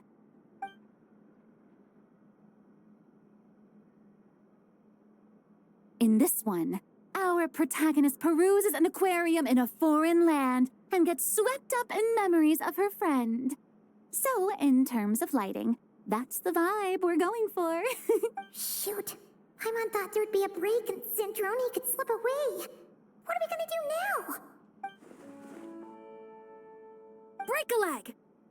Yep, we're headed off to shoot our next scene. All right, quiet on set. We're about to start rolling. Ready, Miss Columbina? Miss Columbina? I think she would like this. Quick, we should roll on this. It doesn't forage with the others or prey upon its smaller kin.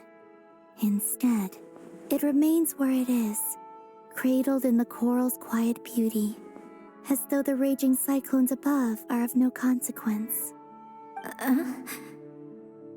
And yet, she still stood before the cyclone in the end. So I think that story has it wrong. She is no different than us. She has a heart. Columbina.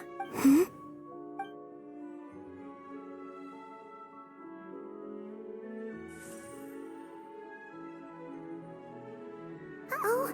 Is she onto us?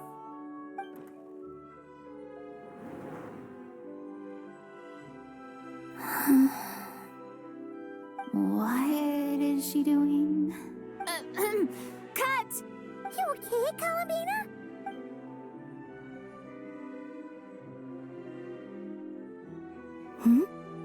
Oh, yes.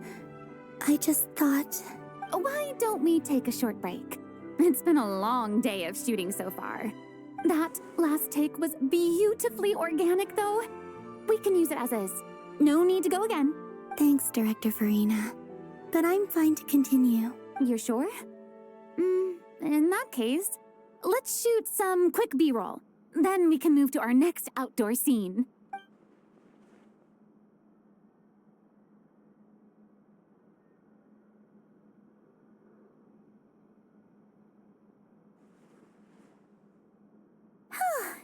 We're in the clear this time.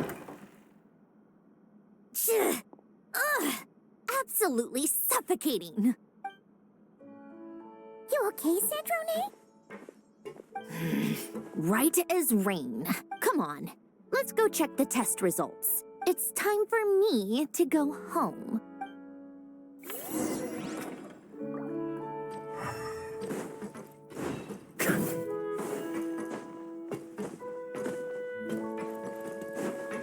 Here.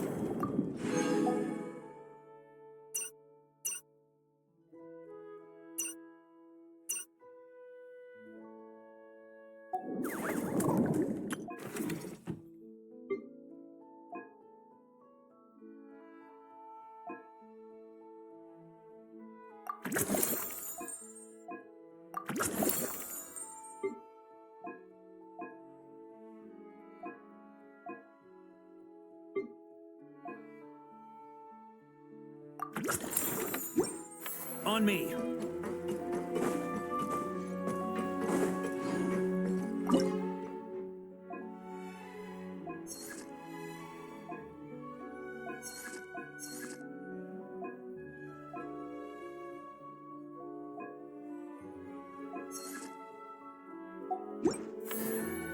Yeah.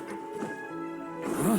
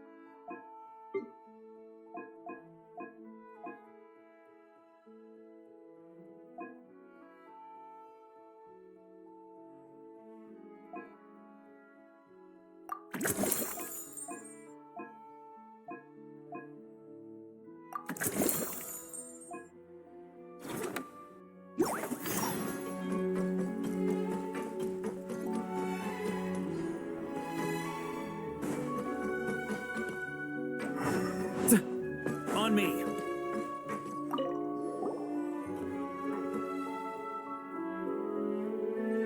Traveler, Paimon. Don't worry, I know what's up.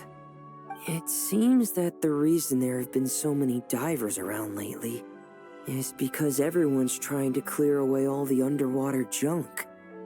They're trying to get the environment back to normal as quickly as possible. If that's the case, I should really double down on my own efforts to help. If the underwater pollution gets any worse, the colors of the Rome maritime flowers will fade. And that's not all. Let's work together to clean up the sea! Hey, Fremini, we found this pretty awesome looking thingy underwater. We think it might be part of a musical instrument? Sure. Oh, wow. This is really intricate.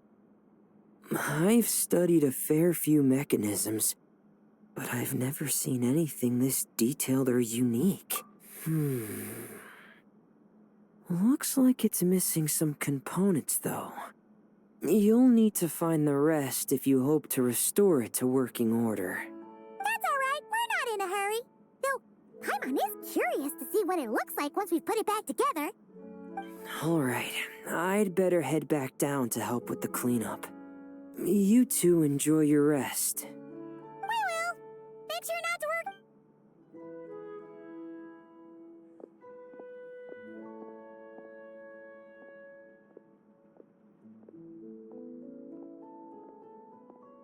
Huh? This thing. Did you fish it out of the sea? We sure did. Do you know what it is? More than that. I know whose it is. I used to sit in the garden and play this thing every day. Huh?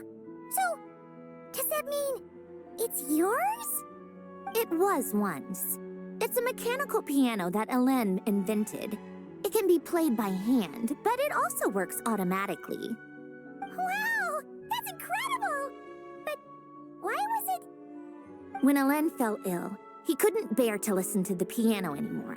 So I got rid of it for him. I never thought I'd see it again. I guess whoever ended up with it played it until it broke, but didn't know how to fix it. Otherwise, it would have never ended up in this state. Of course. Fixing something like this is trivial. The only thing is, it looks to have completely fallen apart. But if you can bring me the missing components, I'll be able to put it back together. All right. We'll keep an eye out whenever we're underwater.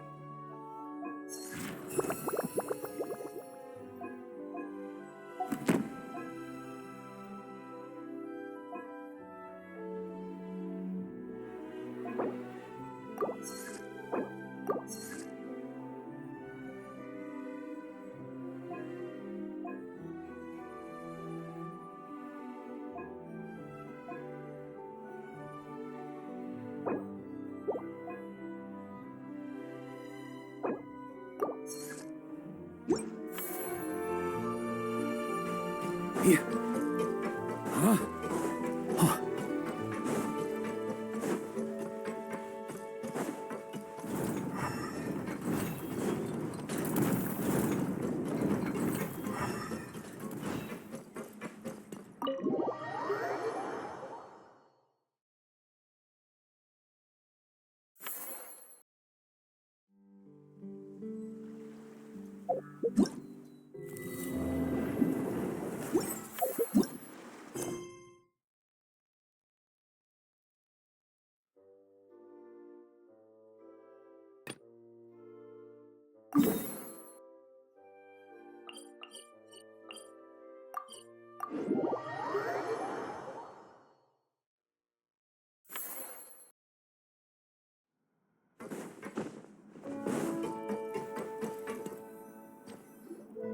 Huh?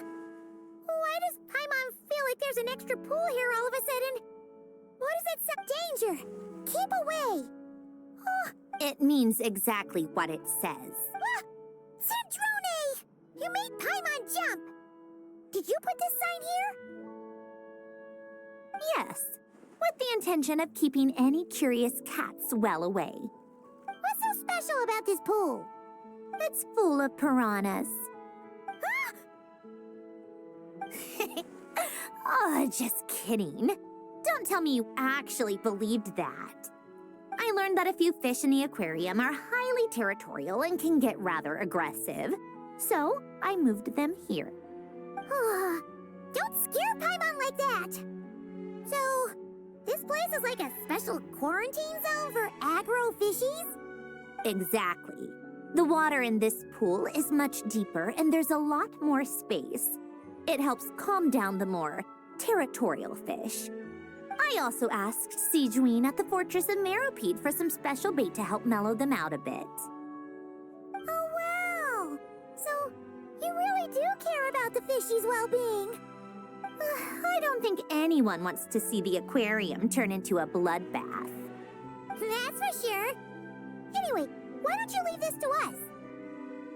If you insist. When the fish in the pool feel comfortable enough to swim to the surface, it means they're on the mend. So, once they're all relaxed and happy, we can put them back in the aquarium? Where you put them is up to you. All I'm responsible for is scooping up the unruly ones and moving them here in the first place. Understood. But that sign is way too scary. Maybe we can change it for something a little less terrifying? If you want. They're your fish, so I'll leave it up to you.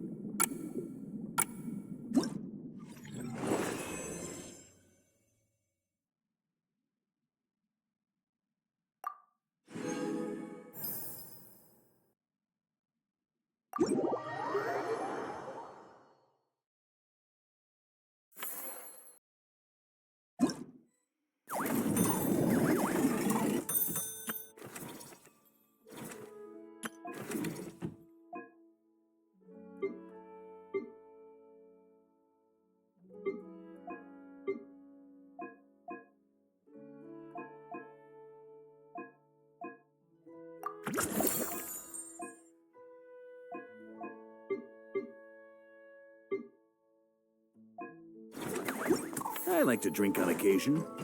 Any and every occasion.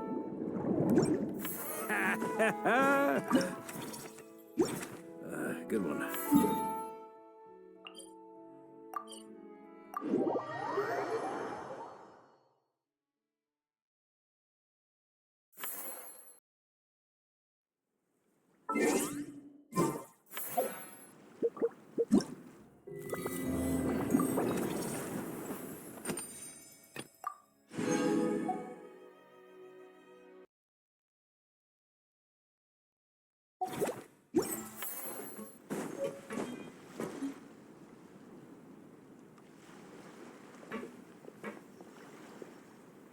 Remini? You look exhausted. You haven't been working yourself too hard, have you? Hey! Don't you go hiding inside your diving helmet. We're your friends. You'll feel a lot better if you let it all out.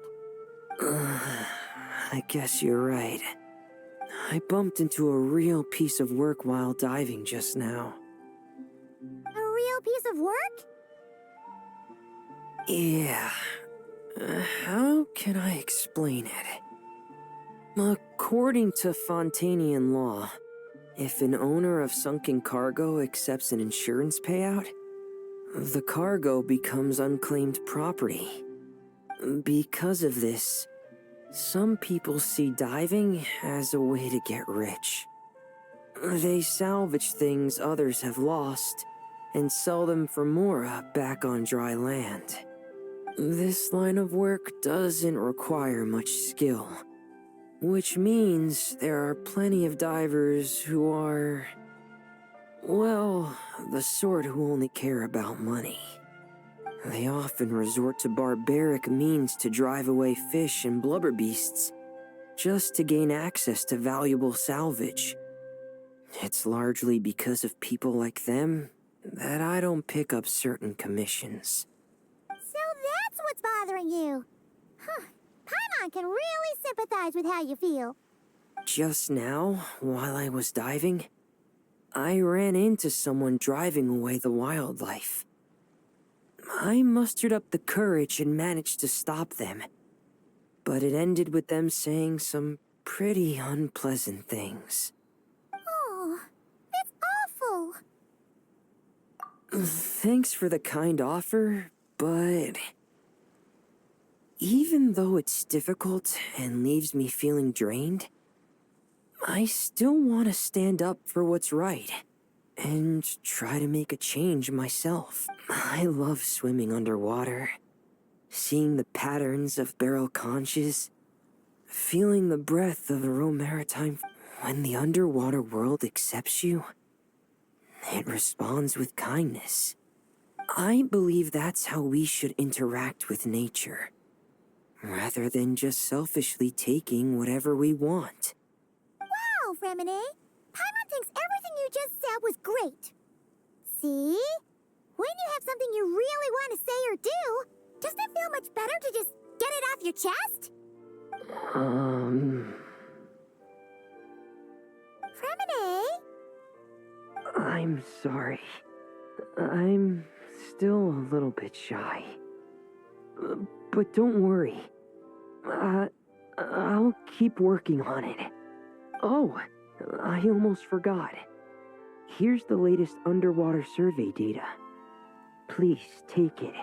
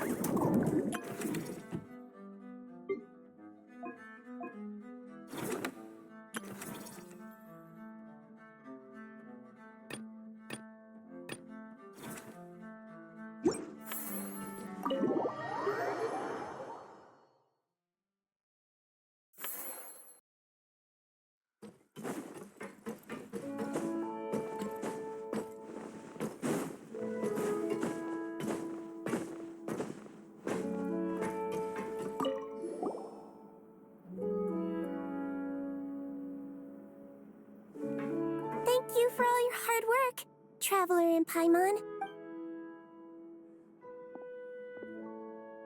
I have a pretty good understanding of our patient's condition now, so I've mixed them up some special melazine medicine. Adding these herbs to the water tank should help calm them down. So, you're basically turning the whole tank into a giant health spa? Huh. There really is a plan that only you could pull off, Siegeween. You're spot on. I'll need to invite a whole variety of different fish here for physical examinations before I can determine exactly what's wrong. I'll put together a list of patients to check based on the characteristics I need. I'd appreciate it if you could keep a close eye out for any fish that meet the criteria.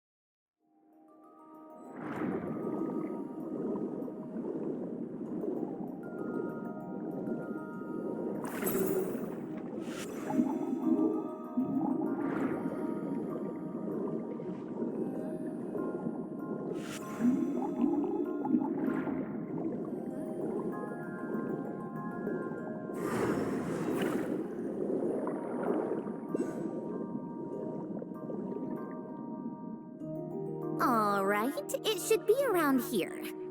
Give me some space. I'll activate the water insulating mechanism.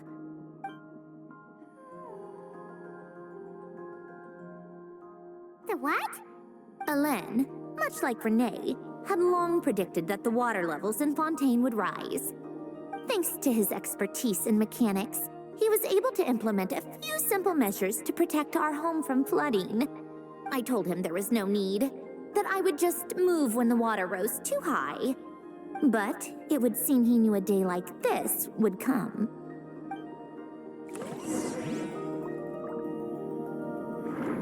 All right, the silt has been cleared away. Go activate the mechanism for the first sluice gate. That will fill the empty middle chamber with water.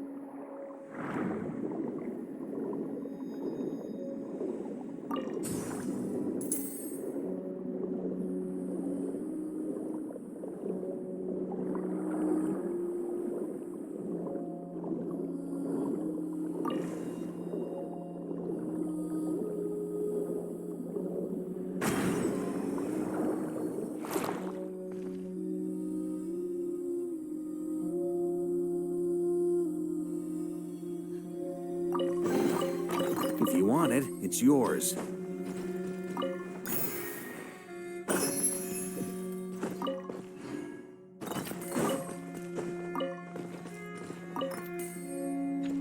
On me.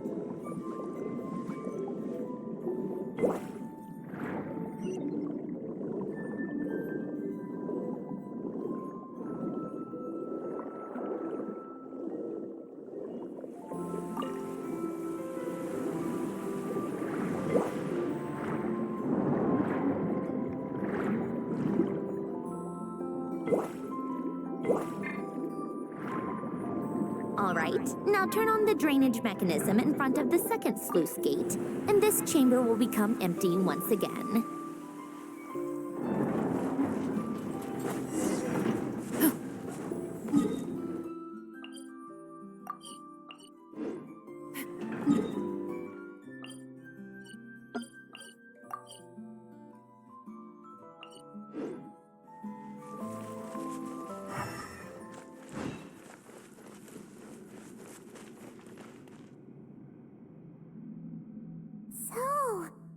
this is where you used to live?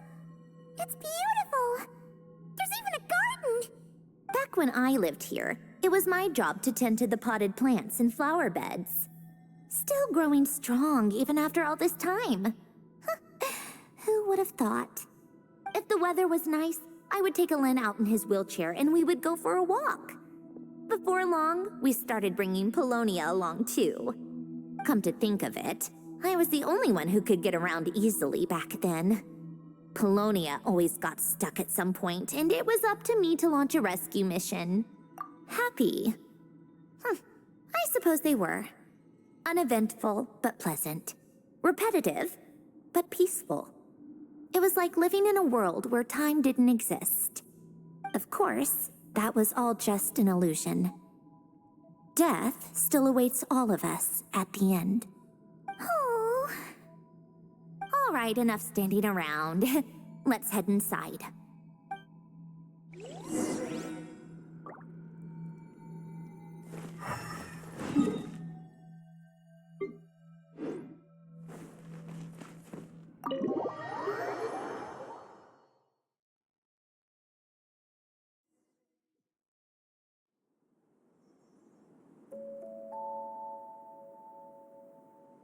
Yep, this place is exactly how I left it. Nothing has changed. What is it? Huh? How did you get... Oh, Arlecchino gave it to you, didn't she? And you... read the whole thing. Just so you know, a lot of that was written a long time ago. At that very desk, to be exact. Anyway, since you've already read it, you should just hold on to it. I can always start a new one. Well, feel free to look around. I'm going to start looking for the gift Alen mentioned. Oh, but be careful with the stuff around here. I'm not saying you can't touch anything. Just try not to choke on the dust. Polonia.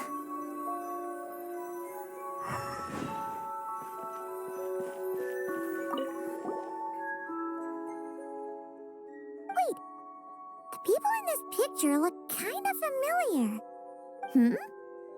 Oh, this was taken when Alen and Renee were both still at the Fontaine Research Institute. Before their falling out. In his later years, Alen would often sit by the fireplace and stare at this picture, wearing an expression somewhere between guilt and longing. He said he sometimes regretted not helping his friend when he needed it most, even if just to stop him.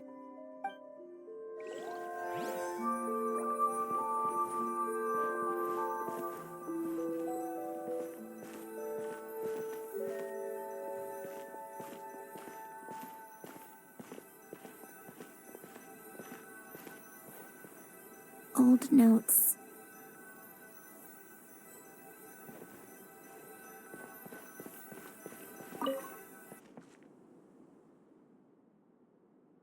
Oh, I played with these when I was little. During the first few months after I was created, I mean. At first, Alen and I would play together, but it didn't take long for me to become unbeatable.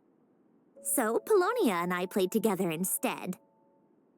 Yeah, these don't look like Paimon's kind of games. Logic and math puzzles? Those happen to be my specialty. It's been so long. What do you say? Should we play a few rounds? Let's go with this one. The gears on the left are stacked from largest to smallest. The goal is to move them to the other side in the fewest number of moves. Just remember, you can't stack a bigger gear on top of a smaller one.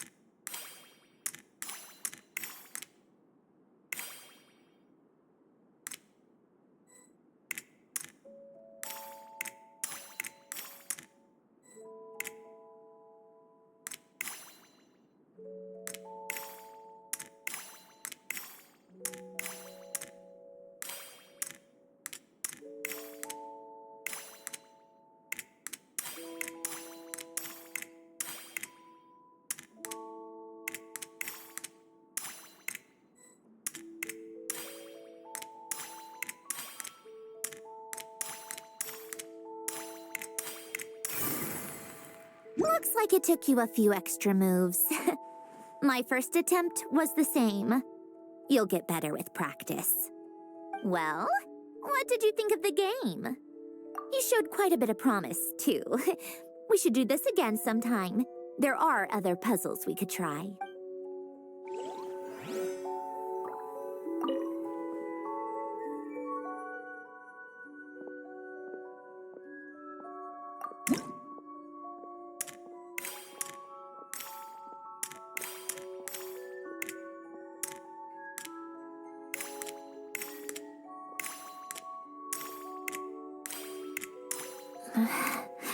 Polonia.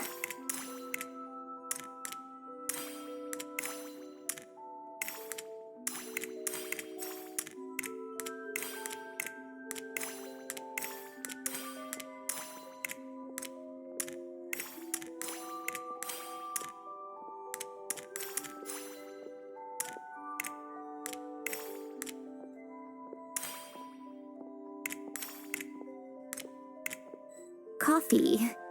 Tea.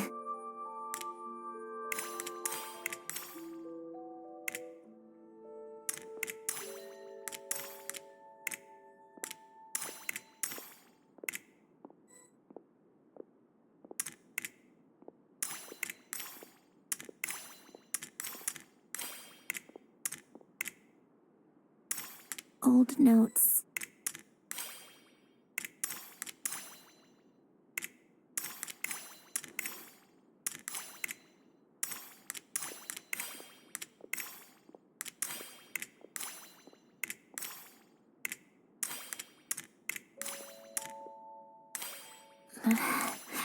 Polonia.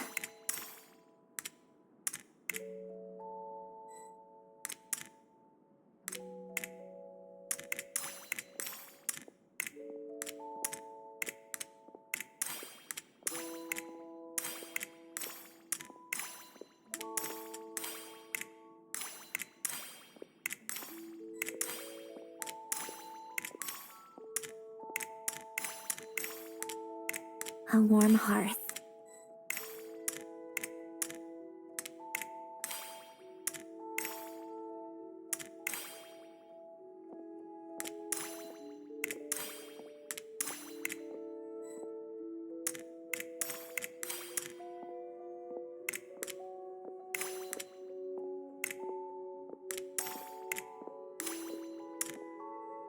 Old notes.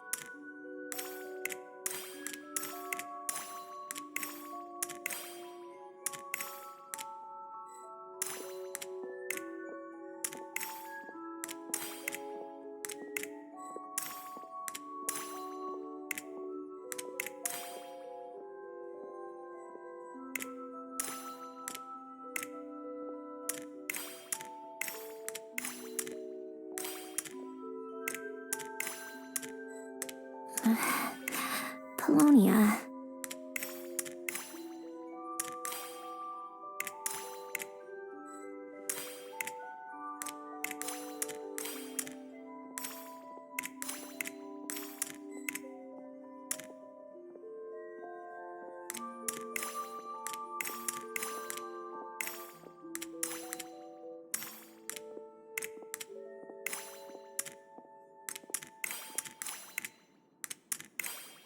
A warm hearth.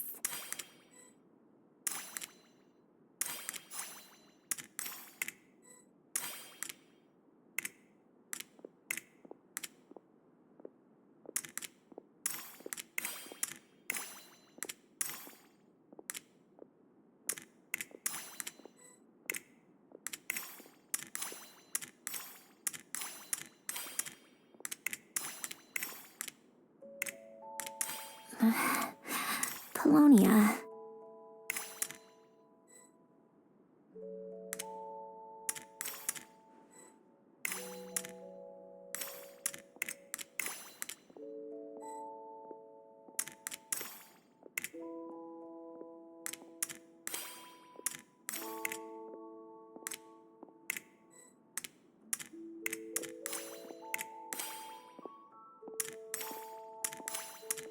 Old notes.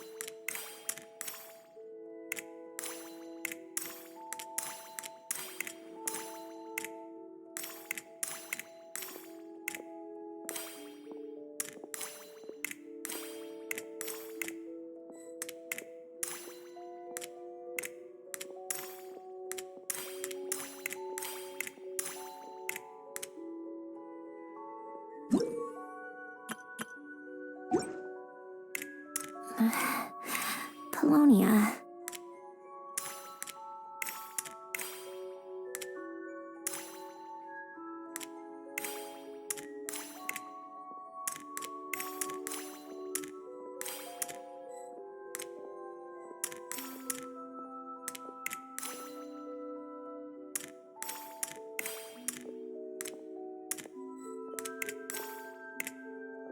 Coffee. Tea.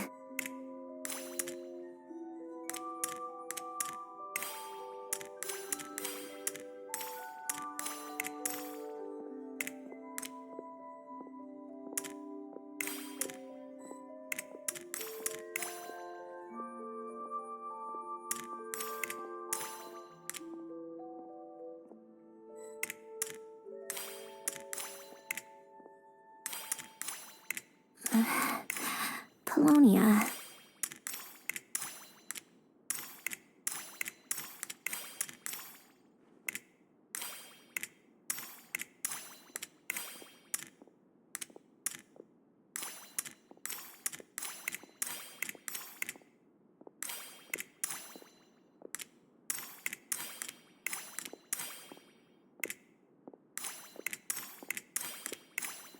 Old notes.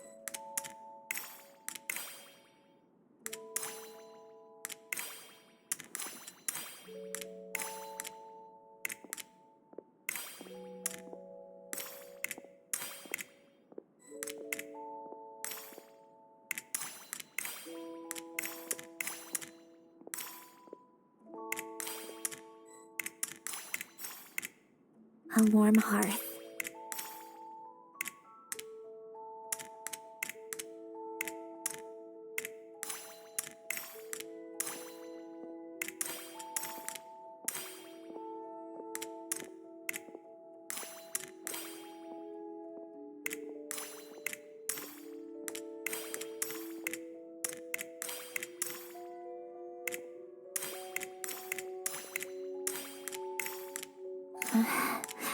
Polonia.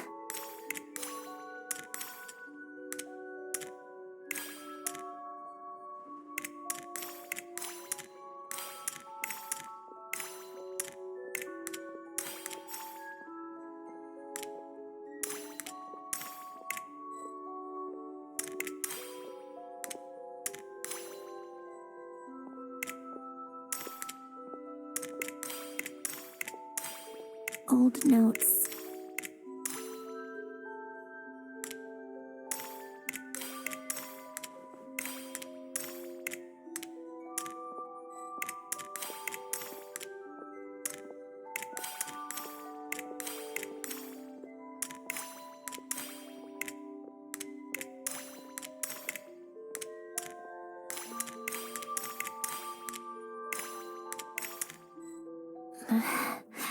Polonia.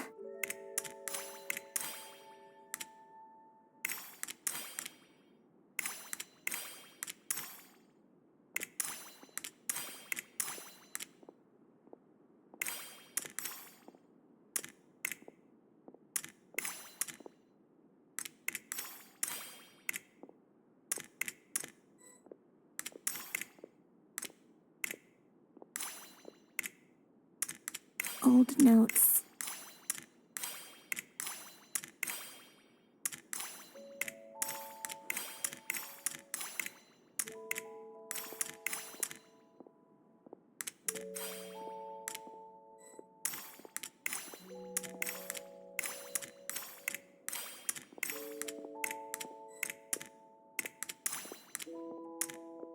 Coffee. Tea.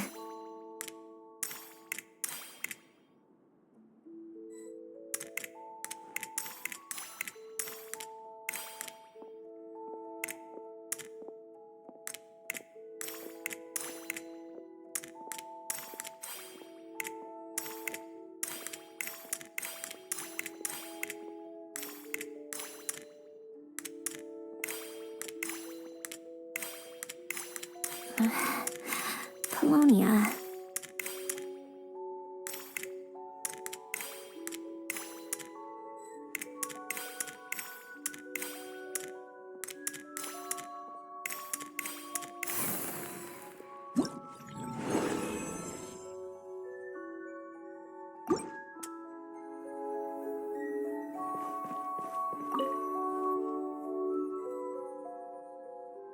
Oh, these are some of Alen's drafts from his later years.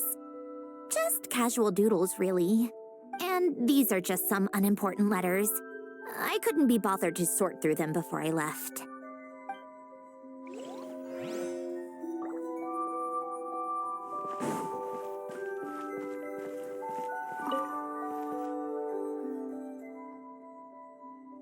This was Alen's workbench. Later on, of course, it became mine. It's where both Polonia and I were brought to life. Before Alen was bedbound, this is where he would teach me about mechanics. I would sit and listen, chiming in with questions here and there. Later on, when he got too sick, I took over and would work on Polonia here.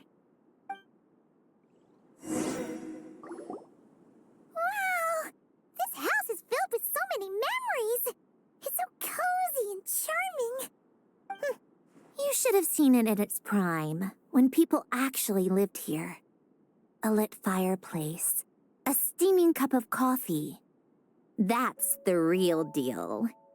You know, we also used to have a mechanical piano that Alen built. Ooh! How chic! Alen never played it much.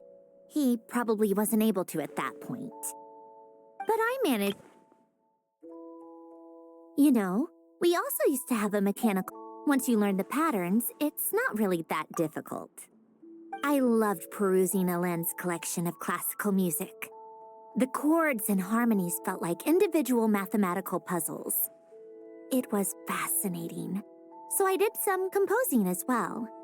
But as Alen continued to deteriorate, even the sound of music began to grate on his nerves.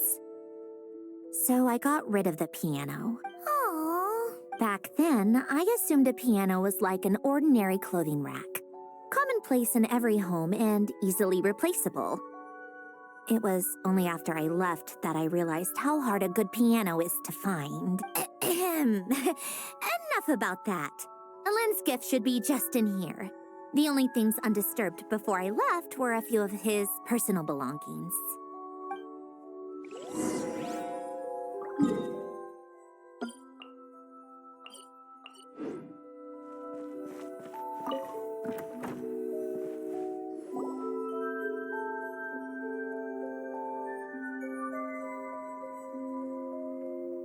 Wait, there's a hidden compartment at the back of this box. Looks like it's locked with some kind of gear mechanism. Knowing you, Alen, I'm guessing it goes like this, then like this. Got it. Am I a genius or what? Let's see here. A box? Well, you gonna open it?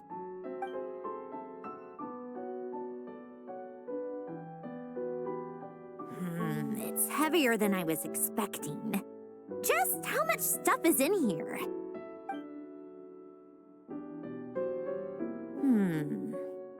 A letter? And a bunch of junk underneath it. None of it seems that important. Wait a second. This should be it.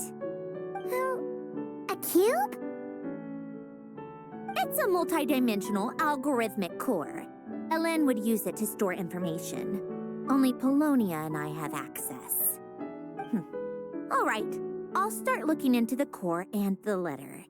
Feel free to go through the rest of the stuff and see if there's anything useful.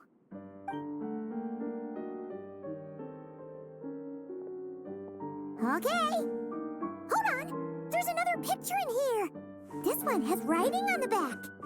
A snapshot of you playing among the plants shortly after you were born. You seem to like these flowers a lot. May you grow and flourish just as they do. Huh? Wow! Look how happy you are in this picture. You've changed a lot since then, huh? What's that supposed to mean?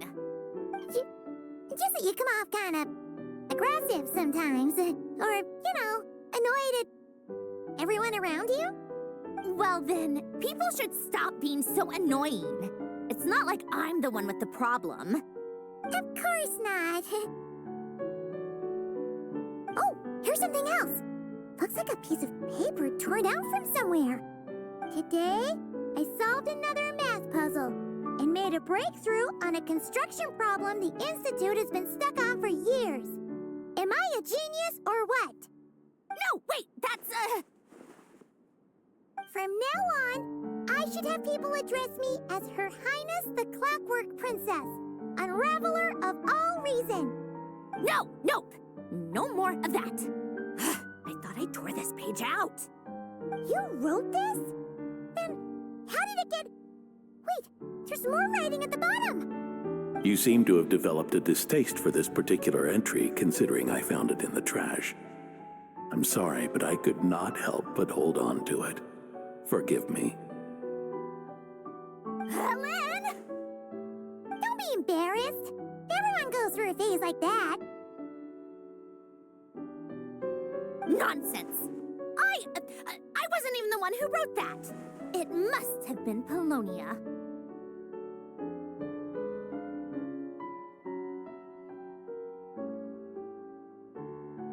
That's enough. I told you it was Polonia. You know what? We're done with this. No more rifling around in the box. Just put it down and let me read the letter. To my little clockwork princess. Not another word.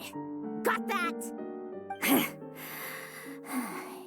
If you're reading this, You've most likely received the gift I left for you. I just hope you didn't stumble across all this while cleaning out my effects or something trivial like that. I once asked if there was something you wished for. Do you remember that? I wonder if time has changed your answer. Regardless, I have another gift. A formula that will allow you to come face to face with the anomaly inside of you. If you even still call her that. Why this gift? To understand that, allow me to wax poetic on the soul once again. I would ask you to stick with me until the end, but I know you will. You always have. I believe a person should be born twice over in their lifetime. First, there's the birth that grants us life. Then, the birth of the soul. It's a matter of transforming the life bestowed upon us into the life we choose for ourselves. And to do that, we must look inward. We must make a conscious choice to define the meaning of our life instead of allowing the happenstance of our existence to pass us by. This is the process of recognizing the soul that lives within us. You are my proudest masterpiece.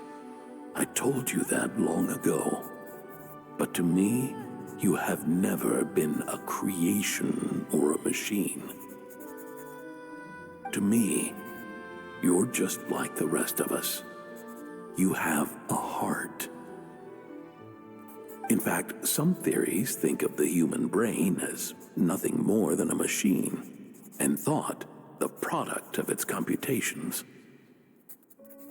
So you see, perhaps we're not so different after all. Your inner machinery is just far more advanced than most. No matter how one looks at it, the heart is a complex thing, a place where logic and reason collide with our emotions. Your computational capacity allowed you to become sentient and develop logical reasoning. But it also granted you something that, on the surface, might seem contradictory: emotion. Emotions and logic often clash with each other, and those instances of discord can accumulate over time. That is the source of what you refer to as the anomalies within you. As you told me once, You've always known what you don't want. Yet you've never wished for anything in particular. Similar to how a blind person can feel when a part of their body is in pain without being able to fully visualize its form, such is your relationship with your soul. So, what I leave you now is this: a formula that will allow you to see the shape of your soul. For if you want to protect your heart, you must first be able to recognize it within yourself. Of course. Whether you use it is entirely up to you. You are, and always have been, free to do as you wish. Regardless, whether by my formula or some other means, I trust you will know your heart one day. You always were a fast learner. And the smartest person I've ever known. Ellen. Oh. I'm fine. I've already figured out how this formula works. Let's get out of here and then we can use it. You made up your mind already? You're gonna do it? Why wouldn't I? Resolving the anomalies within my core is the reason I came here in the first place. No, I can do this on my own. But, do you want to watch? What do you mean? I already know what anomaly I need to resolve. Like Alen said, she's an amalgamation of all the times my logic algorithms have clashed with my emotion. And by resolve, you mean that literally? Or... Yes. But if you, let us in like that, wouldn't that mean letting us see a bunch of your, you know, inner thoughts and secrets? If what Alen said is true, then I'm about to be... born anew, or whatever. This is your chance to be lucky enough to witness it. Besides, you already read my whole diary. When it comes to keeping my innermost thoughts to myself, well, I think that ship has sailed. You're really sure about this? How many times do I have to say it? I finally let you in as, friends, and you want to question it. I'm not gonna offer a second time. Enough with the mushy stuff. Just follow me.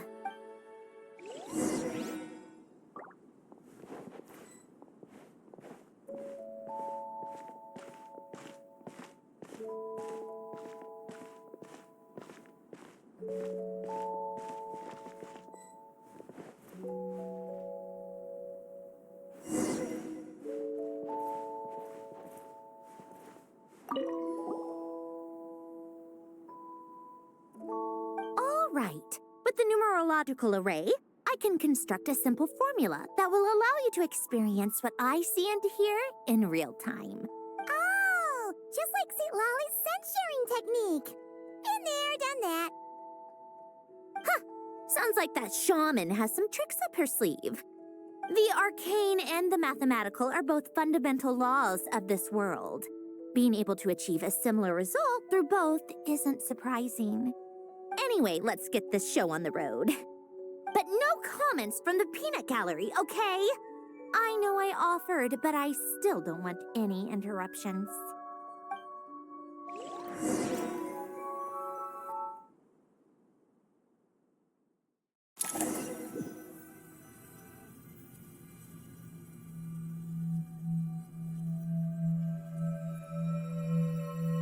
Is this my heart? No, it's probably just the result of Alen's formula. A space dedicated to resolving anomalies. Huh. But it looks like the walls are all... mirrors? You made it. About time. Is that me? From the past? You just spoke of anomalies. Well, here I am. What happens when emotion contradicts reason? Shall we sit down and talk?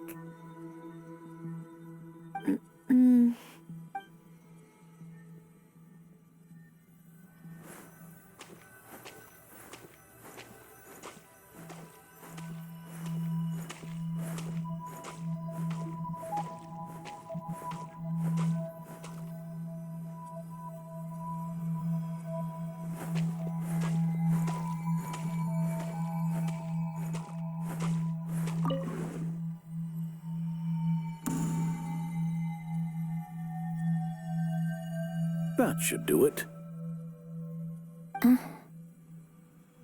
Hello? My name is Alain Guillotin. Can you hear me? Brings back memories, doesn't it? The time we spent here. Here, I want you to have this. A notebook? You can use it to write things down. I don't need to write things down. I have unlimited memory. Even so, some things are more important than others, right? You can use it to write about the things that matter. So you wish me to carry out a basic priority sorting operation? I suppose you can think of it like that for now. But journaling is also an act of finding oneself. Much like we use wooden stakes to guide a plant to grow in a certain manner, what we choose to write down gives the soul much-needed direction. In the act of choosing what to forget and what to hold on to, we decide what kind of person we want to become. I don't understand. Like I said earlier, I don't need something like this. This is where we were born, where our life began. Mornings of tending to the garden, afternoons spent cleaning, reading, or studying, evenings of cozying up by the fire, listening to Alain share stories about his past. Alain. What is it? What are you drinking? Oh, this? It's coffee. It, makes me more productive. I want to try it. Oh, okay. Here.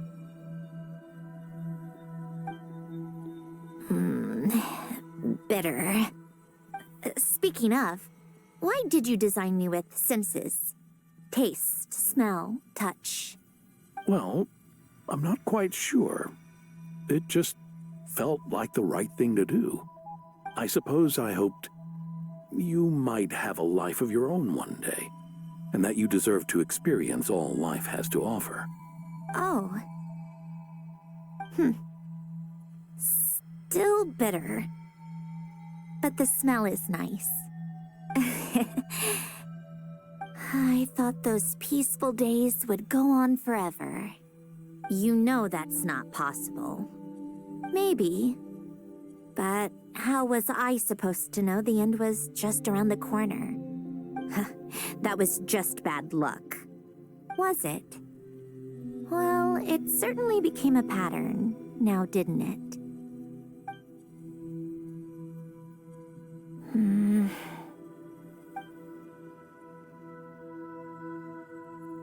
Over time, one of the habits we picked up from Alain was a love of coffee. We even took to hosting tea parties. A machine acting like a human. Kind of laughable, right? I suppose that's just what I'm used to. Yeah, that's just what we're used to. Hey, this place isn't half bad. Great spot for a party.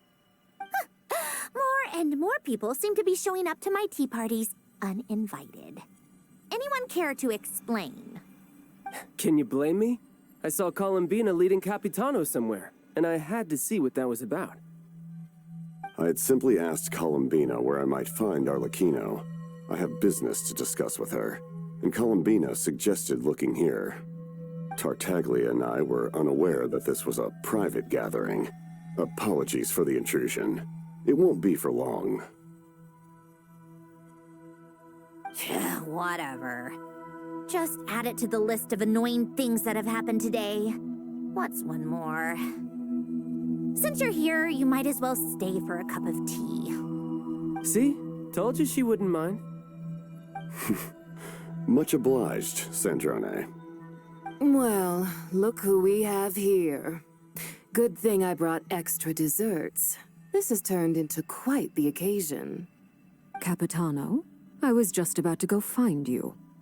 Pardon the intrusion. Rest assured, I won't sully your gathering with talk of work. We can have our discussion later. Spoken like a true gentleman.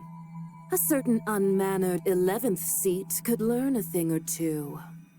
You know, you really should start being nicer to me, Rosaline. Or I might just snatch that 8th seat right out from under you. I'd like to see you try. If you're gonna fight, take it outside. The only mess I plan on cleaning up is tea-related.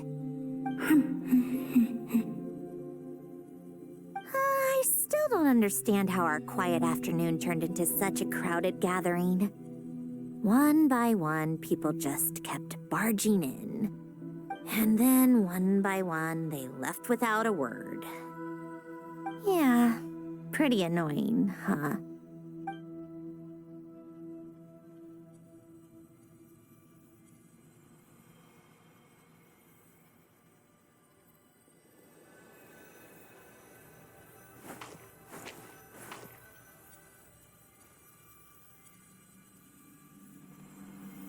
Of all my days with the Fatui, the times I spent with you, Arlecchino, and Rosaline, they were my favorite.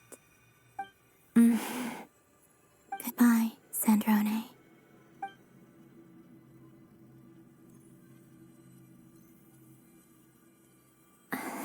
Don't go, Columbina.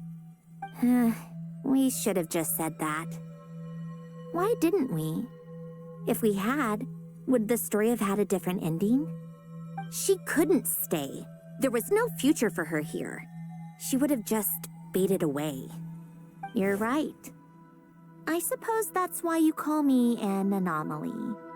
Every time you make a decision, there's a voice inside your heart.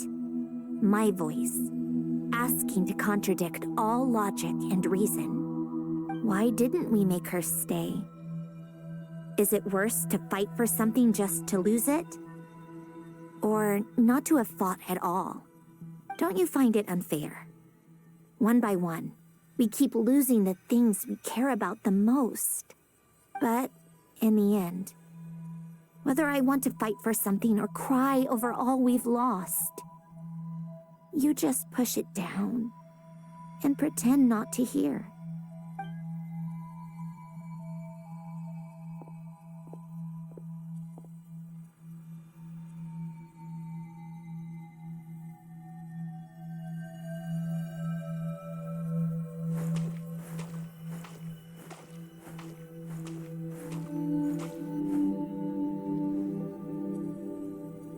And now, even Polonia, the other half of Elend's legacy, the last remaining member of our family, even Polonia is no longer with us. I did everything I could, but it's just like Elend always said.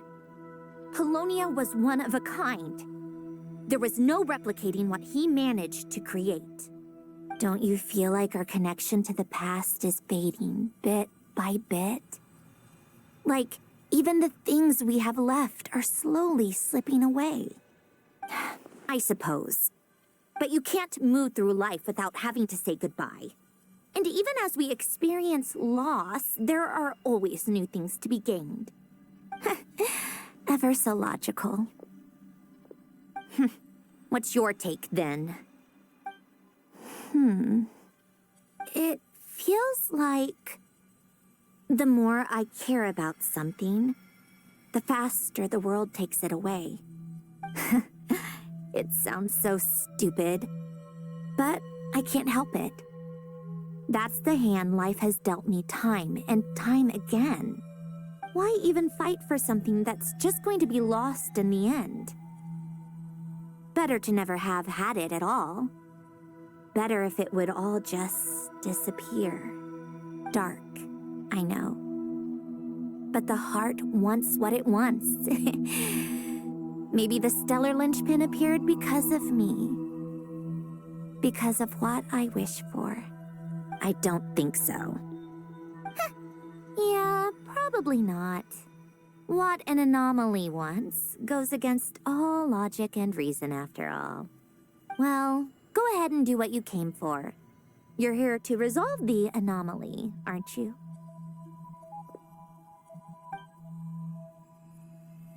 Yes. What's it gonna be? keeping me imprisoned here like before, or eliminating me entirely, like debugging a code. That might actually be a mercy. I don't care. I just don't want to experience the pain of loss ever again. Go ahead. I'm ready.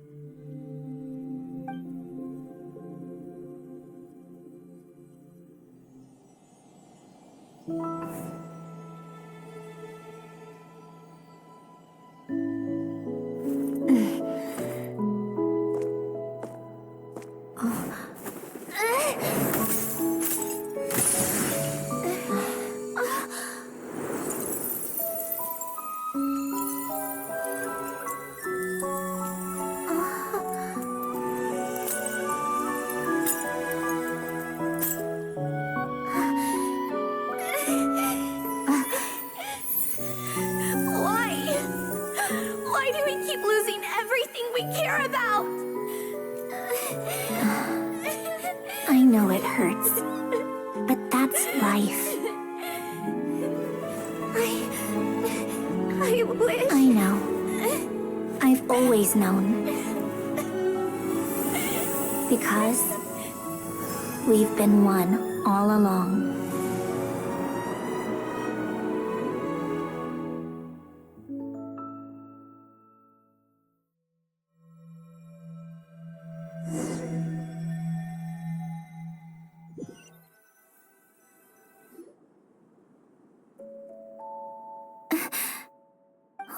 Sandrone? I'm fine. It's okay to cry, you know. Cry? You've got to be kidding me. Save the comforting for someone who needs it, Paimon. The emotional side of my core algorithm. My emotion module has always been fully developed and operational. Ellen tried to tell me that too. I've just chosen to ignore her voice all this time. I suppose. Huh. Come to think of it, it's kind of like the aquarium on the ship. The aquarium? The old me took one look at it and saw something I would inevitably lose. So I stopped putting in the effort. Then, one by one, the fish all swam away, and the place became even more bleak and depressing. Pretty pathetic, right? Don't say that. A lot of people would feel the same. It just shows how much you care about what you have. Now? After seeing what you've done with the aquarium, I have to admit, I think it's beautiful. It's like you said, we get to keep the things we gain along the way. And those are things that can never be replaced, because we choose to hold them in our hearts. Well said. Besides, I've already died once. I'd be stupid not to make the most of this second chance. Right. Earlier you, or your inner self, mentioned something about her wish. What was it? You think that's something you can just ask and I'll tell you? Think again. I may have accepted my emotional self, but I'm not about to go all soft and mushy on the inside and pour my heart out.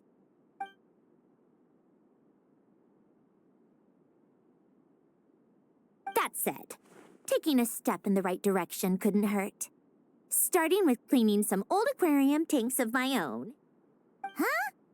Metaphorically speaking, I mean. Come on, let's head back to the ship. I need to talk to that shaman.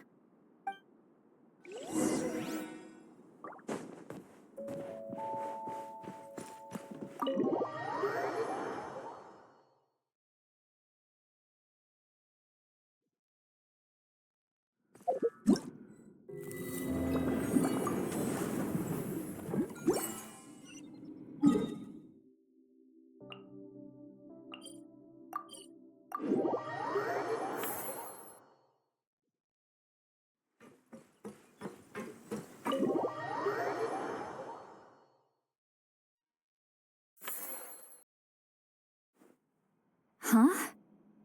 Resentful lost souls? You couldn't get comfortable sleeping near the opera Epicles, right? Well, I bet that's why. The Fountain of Lucine is where all the water in Fontaine gathers. So that's where the emotions within the water converge as well. Hold on. If it's souls we're dealing with, feeling uncomfortable should have been just the beginning. I should have been able to hear their voices or something. And under normal circumstances, I'm sure someone of your talents would have. The problem is, these souls are no longer complete. Remind me how they ended up like that again? You mentioned something about them being split apart? Yes, it's called soul severing. Renee of the Nartsitzenkreuz Ordo came up with it.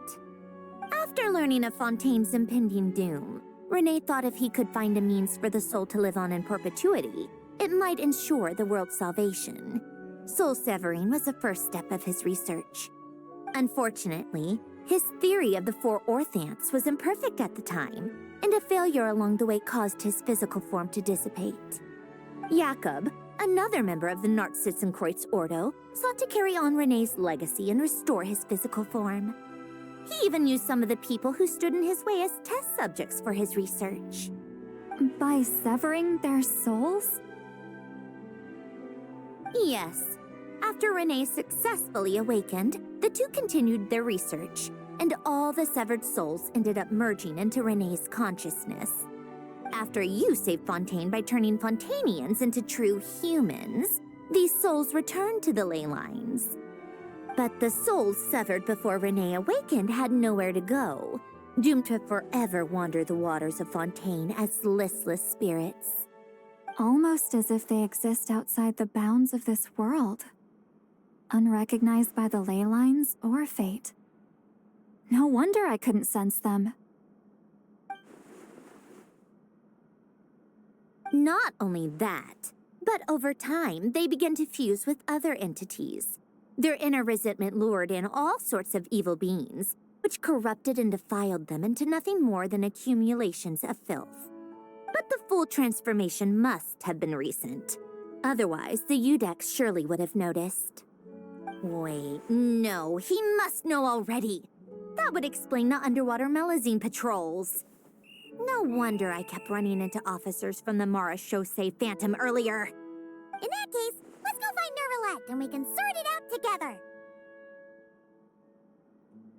No, not just yet. Why not? For one, the diplomatic castle alone would be a nightmare. Even though I haven't reported back to Snezhnaya yet, I'm not planning to leave the Fatui anytime soon. Besides, with me here, success is a done deal. Involving other people would just complicate things. All I need is for Miss Lolly to help pinpoint the location of this monstrosity. Think you can do it? With my eyes closed. This is what I do. I'm a lot better at it than manning a desk, at least. But, how exactly do you plan on resolving this soul stuff? Even to me, there's no obvious answer.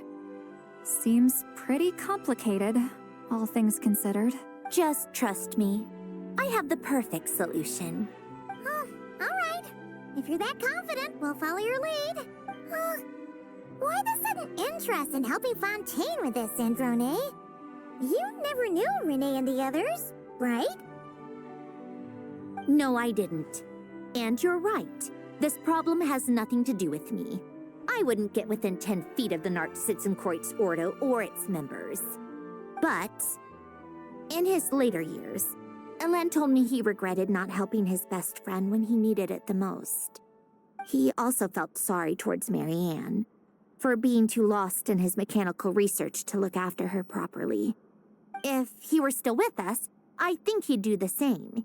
He might have a few choice words to say about it, but even after everything, he wouldn't leave his friend's mess for someone else to clean up. Friends shouldn't hold grudges or leave behind regrets. Fixing what happened between him and Renee was one of his greatest wishes. All I'm doing is fulfilling it in his stead. You know, you really do seem a little different now. You mean everything that just happened wasn't for nothing? Why, thank you for pointing out the obvious, Paimon. Just washing off the grime of the past. Turns out, a lot can build up after being ignored for so long. What's this about aquarium tanks all of a sudden? They go off on some grand adventure and what? Now they have their own private code? Stupid. All right then, Seat Lolly. Tracking this thing down is up to you. Huh? Oh, right. No problem. You got this, Granny Eatsley! You, come with me to Hotel de Boer for a drink. Right now. Why? Because I said so! Miss Guillotin, I'll report back on the location tomorrow morning. Just need a drink or two first to bolster me up. Well, don't let me keep you. All right, you. Time to go. I've got scores that need settling. Huh?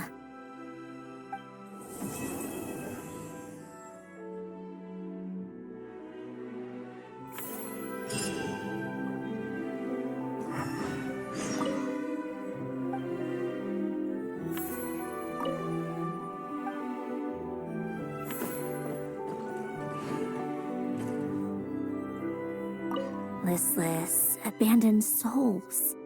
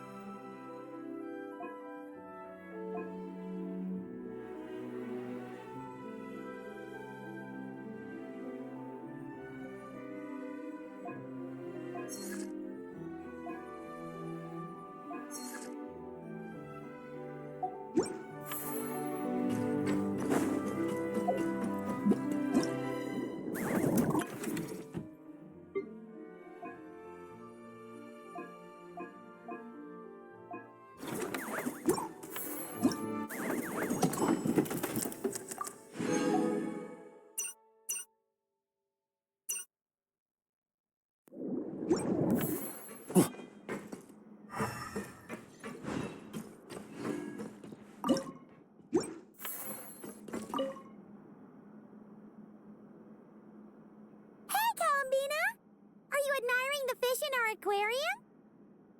Mm-hmm. You've done an amazing job with this place. There are so many fish I've never even seen before. Have you been to an aquarium before? No, though I saw a few fish tanks in Snezhnaya. But my eyes weren't truly open back then, so I never really appreciated things properly. It's beautiful. I never knew the underwater world was so vibrant and colorful. It's like living in eternal springtime. Oh, look at that fish. Don't you think it looks just like Sandrone? And those two over there, one following behind the other. They're like the two of you. Hey, you're right! Now that you mention it, they really do look like us. That busy-looking one over there reminds me of Lauma. And that one in the coral seems to be quietly observing everything, just like Lady Nefer. Paimon gets the feeling you like matching all your friends to fish. Not exactly. I like my friends, so I naturally find myself thinking about them, even when I'm looking at fish. Wow! Paimon's really happy to hear you say that. So, are there any other fish that remind you of someone? I've made a lot of new friends lately. I'm afraid I can't find a fish to match every single one of them. That makes sense. Anyway, we'll keep adding more fishies to the aquarium. You should come back from time to time. Maybe you'll be able to find even more of your friends next time you're here. You're going to put my friends in the aquarium? Of course not! Paimon's talking about fishy look-alike friends, you big silly.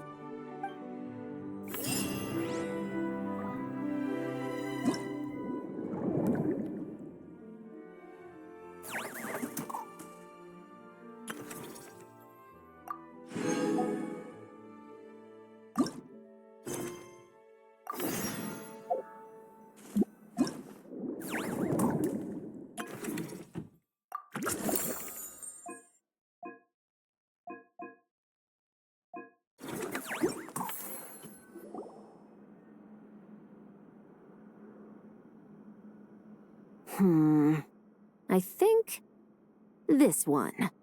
Yes, I see what you mean. Why that one? Look at the color of its tail. It's the most fashionable thing in the whole aquarium. The colors are a bit loud for my taste, but all right, I'll take it as a compliment. Whoa! Look at all these people! Is everyone here to see the fish? I just wrapped up a scene, so I'm taking time out to admire your aquarium. What were you talking about just now? We were trying to decide which fish looks most like Chiori. You guys do that too? Oh, oh well, it was actually Columbina who mentioned it originally. It sounded like fun, and then before we knew it, we were doing it too. So, it's contagious. Oh, look. That one's just like you, Chevrus. What do you mean? Never still, swimming laps around the tank. Just like you. Training every second of the day. Is that how you see me?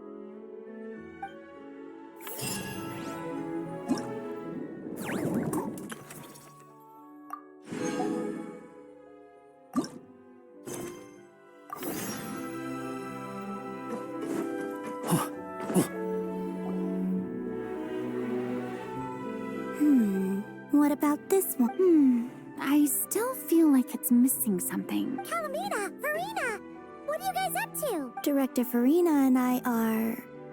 casting? What a wonderful way to put it. But the actors we're looking for just so happen to be fish. Fish can be actors?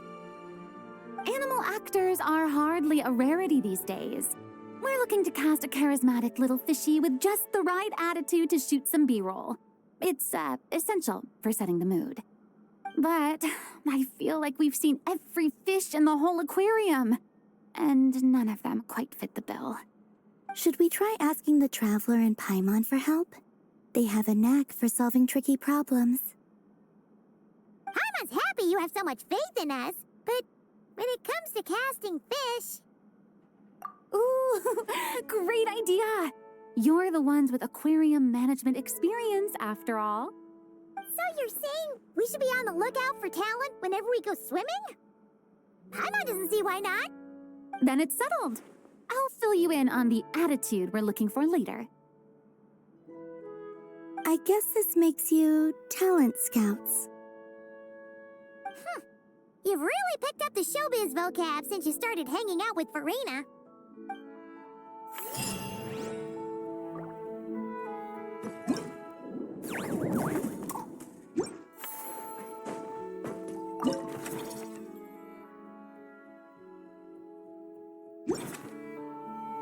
On me! Time to meet up with Sandrone! Wonder if St. Lolly was able to pinpoint the location.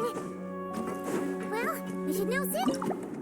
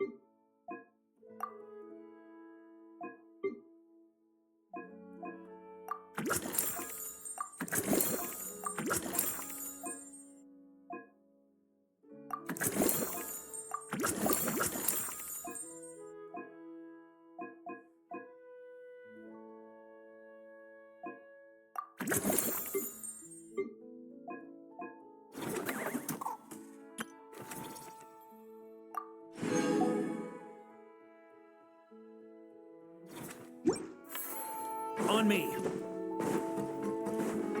Huh? Yeah. Huh?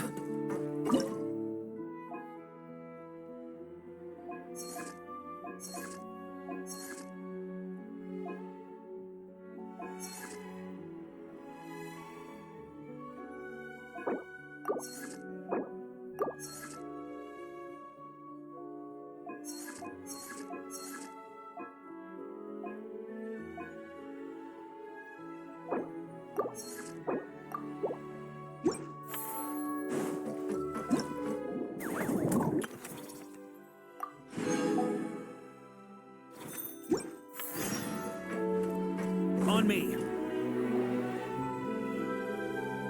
All right, that was great. Let's just do one more take. Good. And cut. Farina! Oh, plus Columbina and Shiori too! You're still here? Mm-hmm. We just wrapped up filming our B-roll. Oh, you mean the fishy acting stuff you were doing? How did it all go? Thanks to your help, we found a suitable actor for the role. The shoot went very smoothly. You two have a real talent for this whole aquarium thing. Farina was just... I like it too. I can sense how content the little fish are, swimming around. You've done a great job taking care of their needs. Oh, I just wish this aquarium could stay here forever. That way I'd be able to come and visit whenever I wanted. If you're going to miss it so much, why not add a few more scenic shots to the film? You're right. We should totally shoot some more. Some more fish? Some more shots. Come on now. Lights. Camera. Where is my script supervisor? Everyone, take your position. Haimon's ready! But calling out takes for fish actors is definitely a new experience.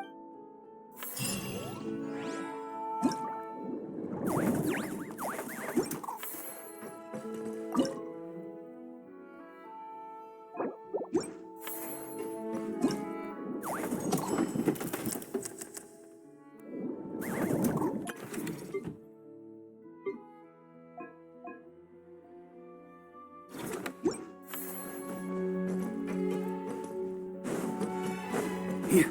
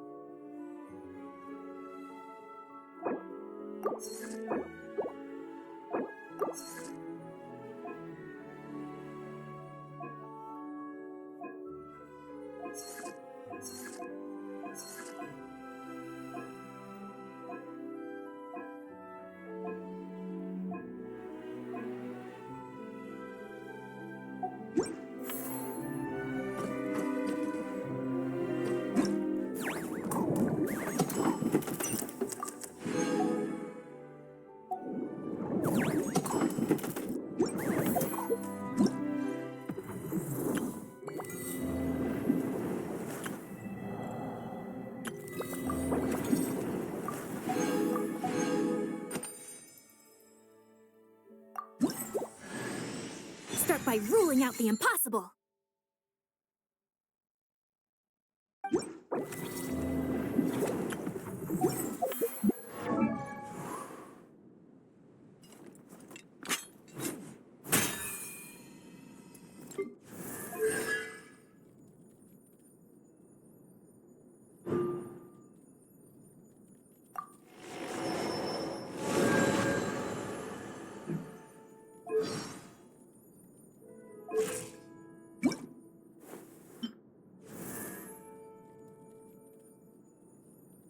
The truth is just a snip.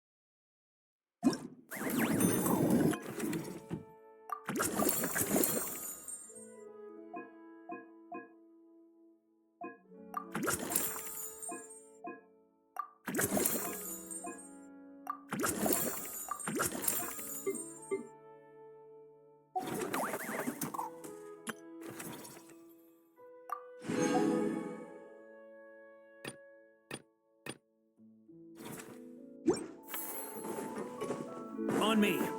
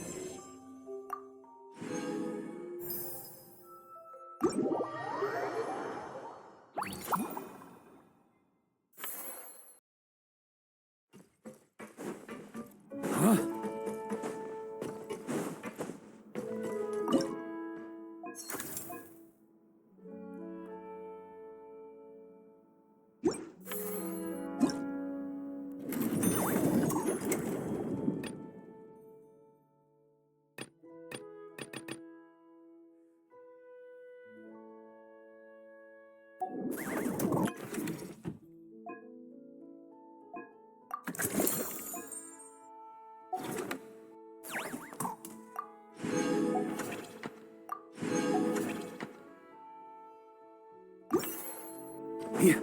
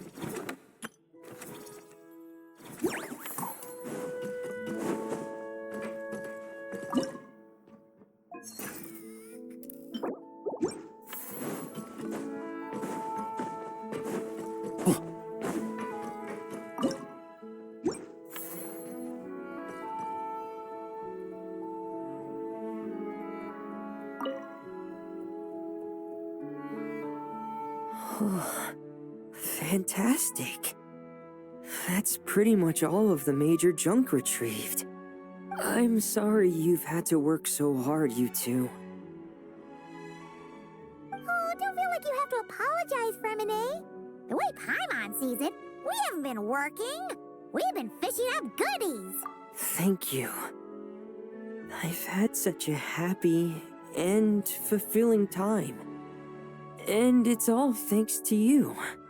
You're welcome. Besides, it was a team effort. And Paimon thinks you've made some real progress. You've been a great help both underwater and on land.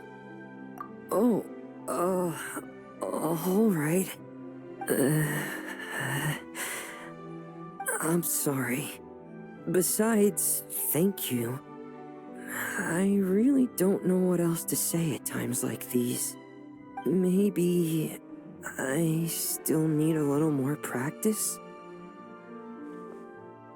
Take your time. There's no hurry. Just keep working on it at your own pace.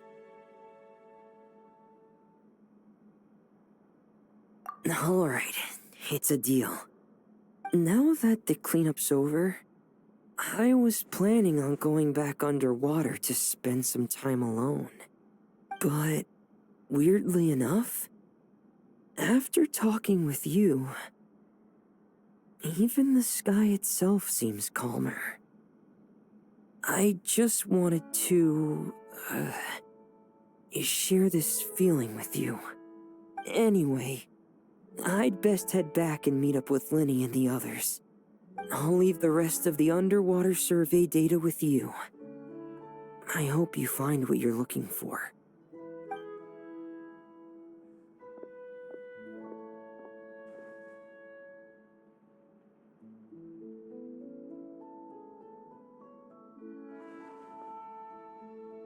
Hey, I could hear you celebrating from above decks. Has something good happened? Yeah! All that junk that was upsetting the fishies has pretty much been cleared away. We also found the rest of the piano pieces. Really?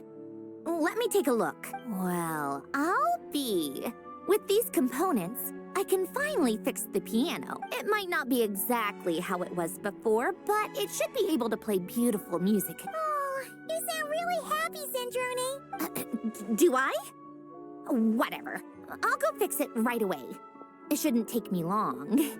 In the meantime, could I trouble you to spruce this place up a bit? Such a wonderful instrument deserves a proper stage to set this. Oh, she sure looks happy.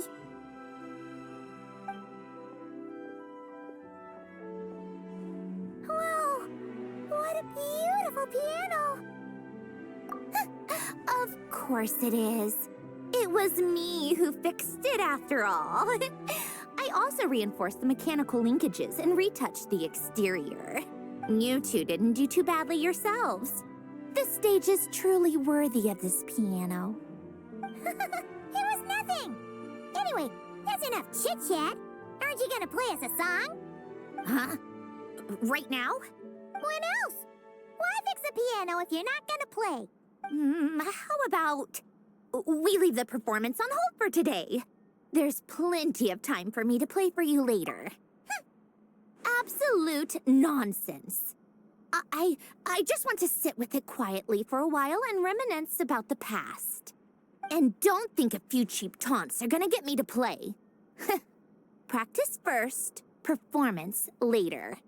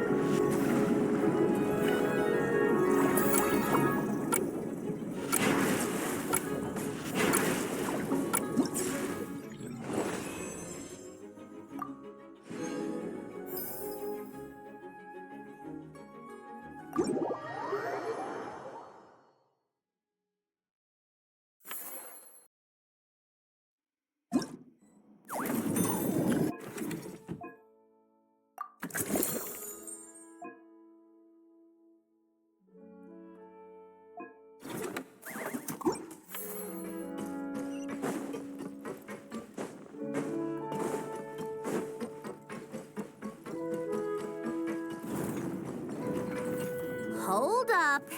These accounts. Are you sure you haven't miscalculated? Huh? Is something wrong? Have you really made this much profit?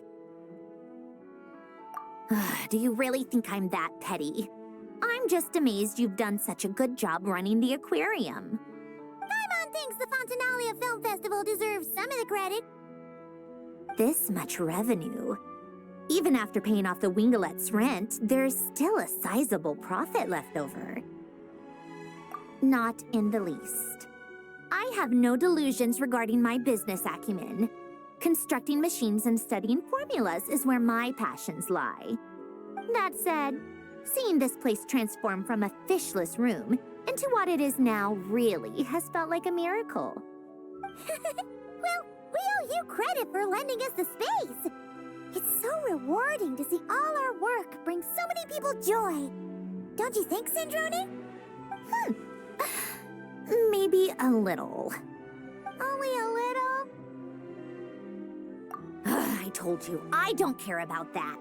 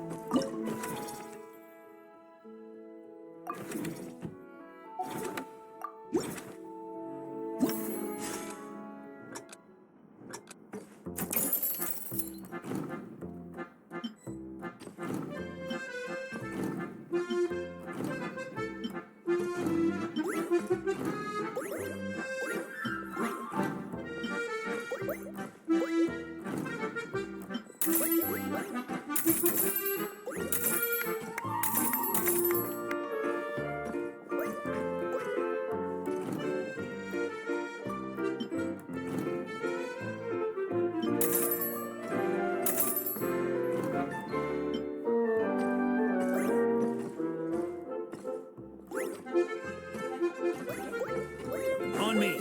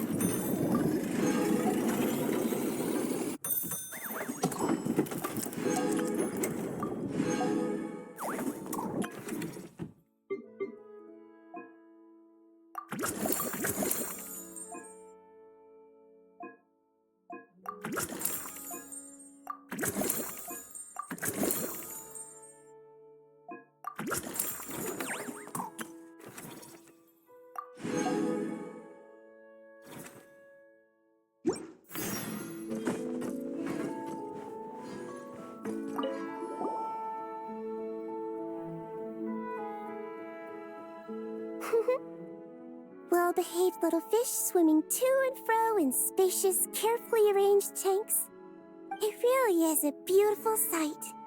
That's why our aquarium's so popular. If only they were this well-behaved in open waters. Then, people could dive down and immerse themselves more deeply in the beauty of the natural world. Anyway, thanks to your help, I've got to the bottom of why these fish were so agitated. Over the years, there have been plenty of shipwrecks, and even some absolute scoundrels illegally dumping waste in the sea.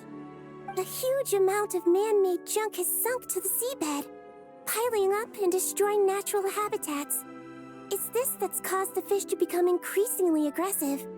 Apparently, a group of divers has already accepted a commission to clean up the junk. But it looks like I'll have to give them a polite kick up the backside and ask them to pick up the pace. Yes, in the meantime, let's continue our work by bringing in as many aggressive little fish as possible to help them relax and recuperate. Isolating the patients from their harmful environment is an important step on the road to recovery. Got it! Just leave it to us! We'll keep our eyes peeled for new patients!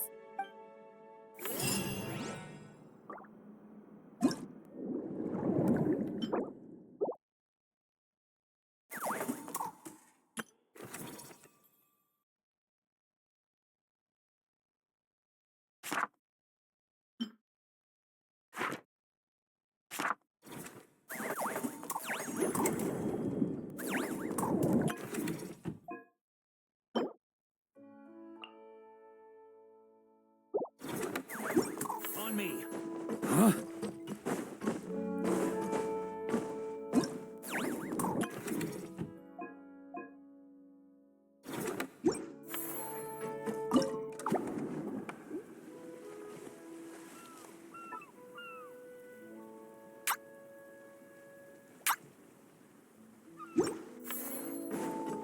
Here.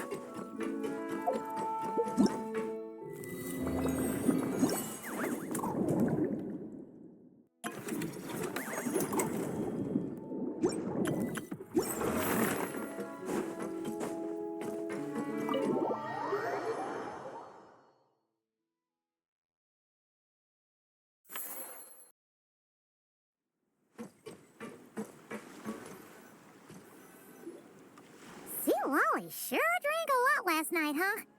Wonder if she's even awake. Good morning. Ah! Columbina!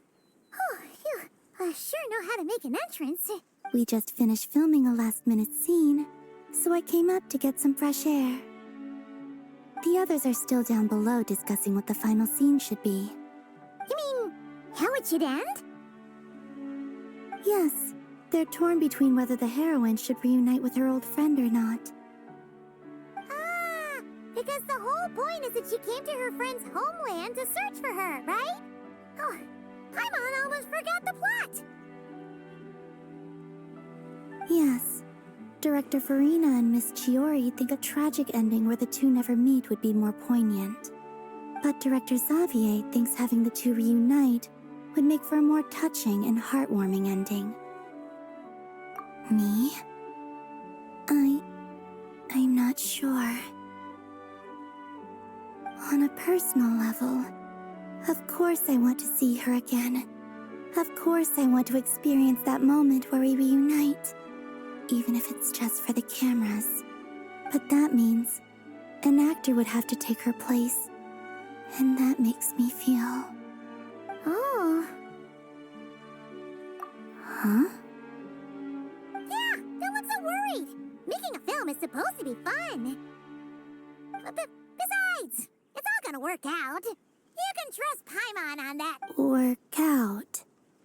How? Well, you know. Yep, exactly.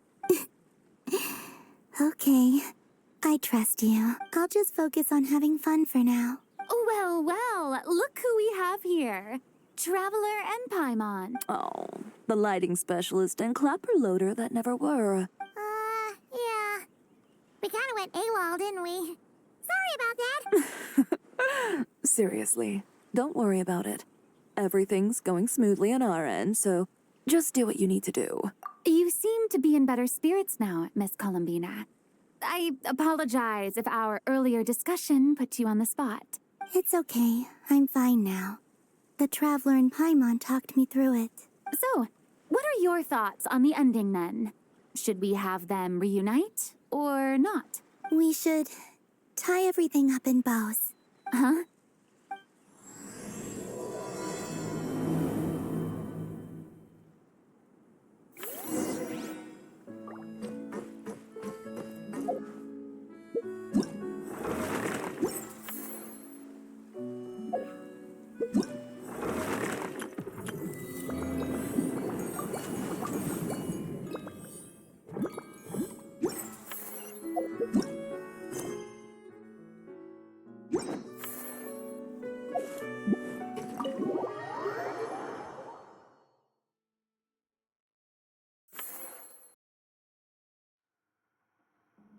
Zilali! We're here!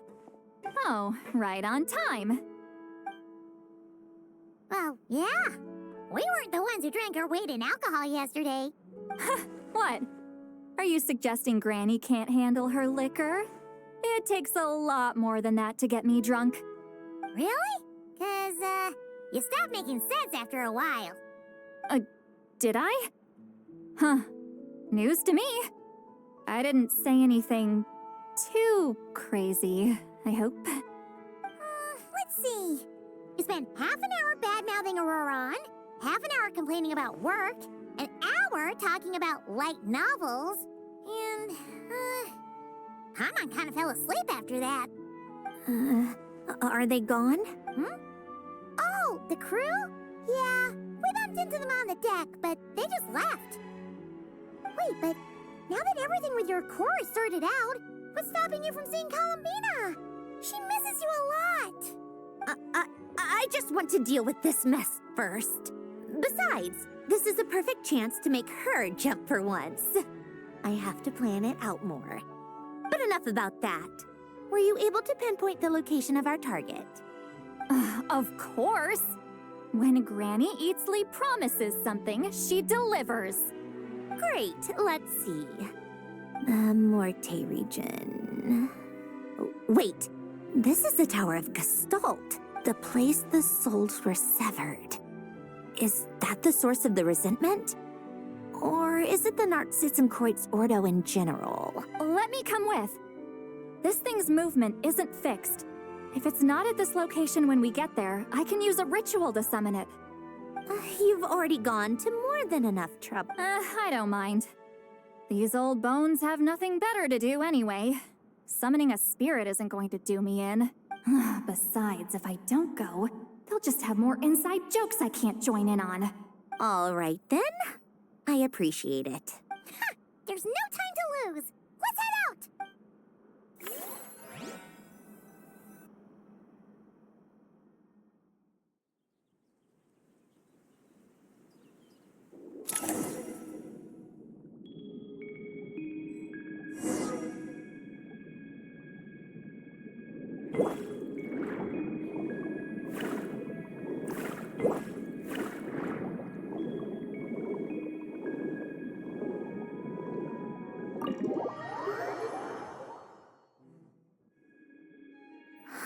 No sign of it, so... Should I start the summoning ritual? Let's drain the water from this floor of the tower first. It'll make it easier to move around. Wait, we can do that? Of course. Alan and Renee both saw the future that awaited Fontaine, and even shared a few methods for waterproofing buildings. The principle behind... not important. Just unlock the mechanisms in the order I tell you.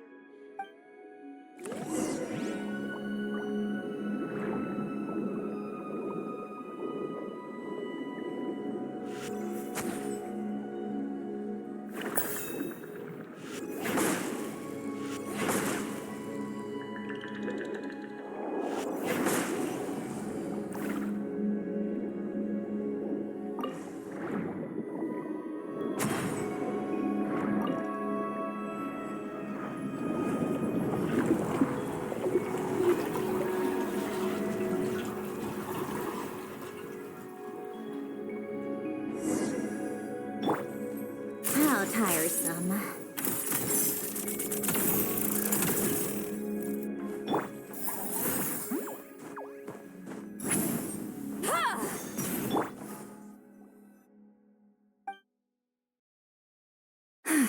Ready? Yeah. When this thing appears, I'll try talking to the souls inside, but more than likely, they've already been driven to madness. If communication fails, we'll have a battle on our hand. In that case, Paimon better find a hiding spot. If a fight does break out, I should be the one to deliver the final blow. Trust me on that. Understood. All right, I need quiet. Wandering spirits, drifting along the tides. Hear me now. Broken souls, silenced, torn apart, and forsaken. Follow the traces of the past and return to us. Let resentment recognize resentment. Let vile entities be drawn together. And in this place, take form once more.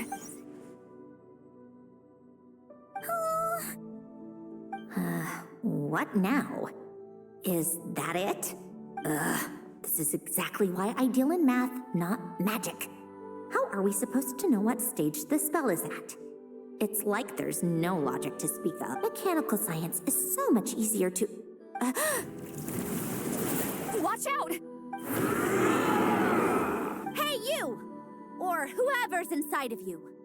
I need you to listen to me. I'm a descendant of Fontaine's Lord Artificer, Alain Guillotin. I can make you whole again and return you to the ley lines. You just need to work with me here.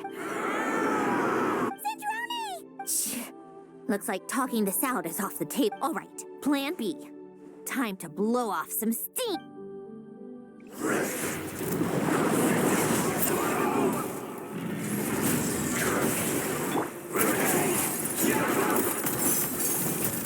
You're cursing out the wrong person. I didn't even know them.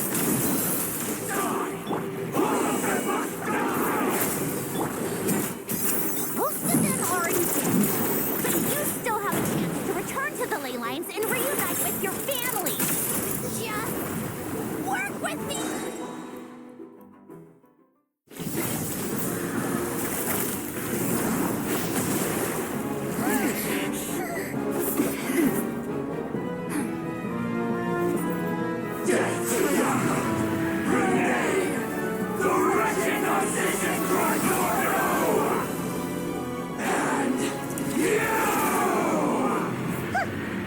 I told you I'm not like them.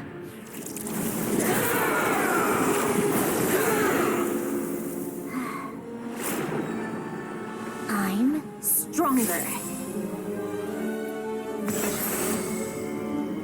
Inverted. World formula. Reversion.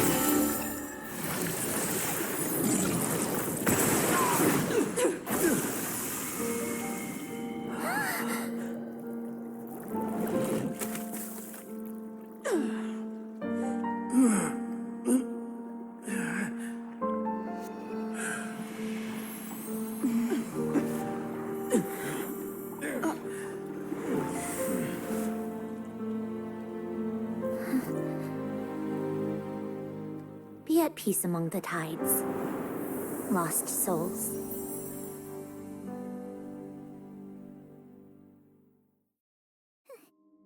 it over? Yep, told you it'd be a piece of cake. How did you do that back there? That creature was nothing special.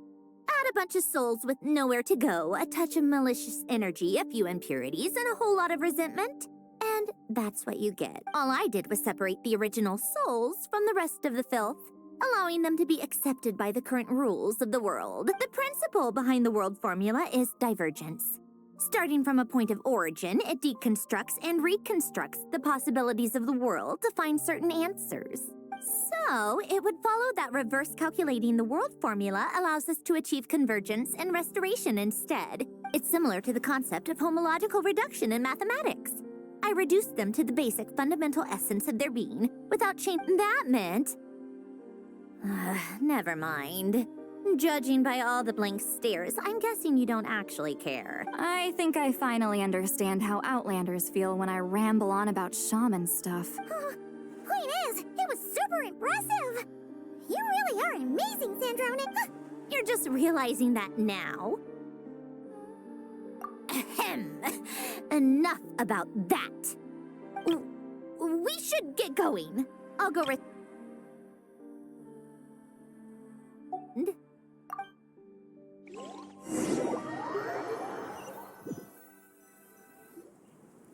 Well, that's one old mess for the books.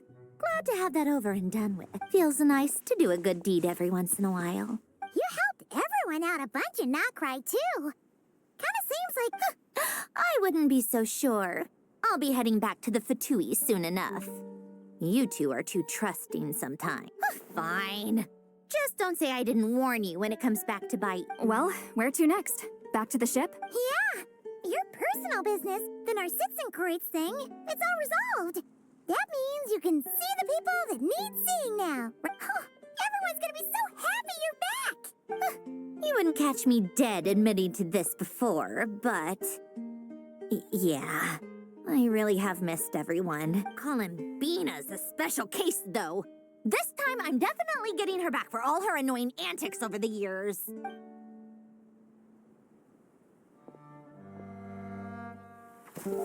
She'll sense me coming from a mile off. How am I gonna...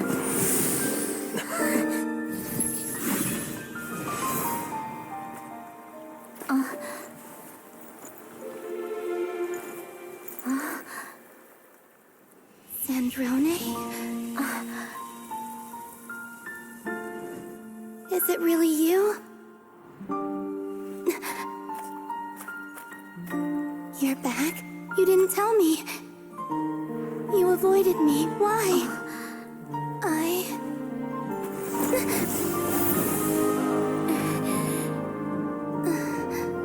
Sandrone? Now we're even. I missed you so much. That makes one of us, idiot. I'm here, Columbina.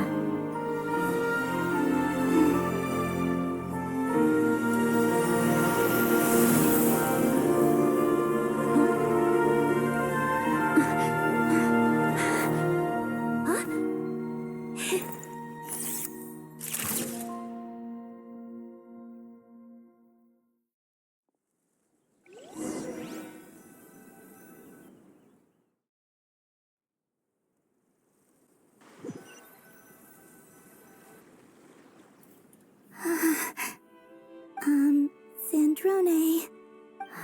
Don't ruin the moment. Or I'll start thinking about how you teleported me to a random location after I explicitly told you to stop doing that. And scene! Bravo! Bravo! We got it! This is exactly the ending I was hoping for. Huh? Where did you just go, Miss Columbina? You vanished! And then the next second you were back hugging this, new friend here. That was all on camera? Yeah. Well, the camera was already rolling and it happened so fast, so... yeah. Hold on. This must be... Yep, my best friend. The one I was looking for. I never thought I'd actually get to see her again. I'm just... so happy. Plus, the film got a happy ending too. It's all thanks to you, Sandrone. Sandrone? You couldn't stop being annoying for 1 second? Columbina!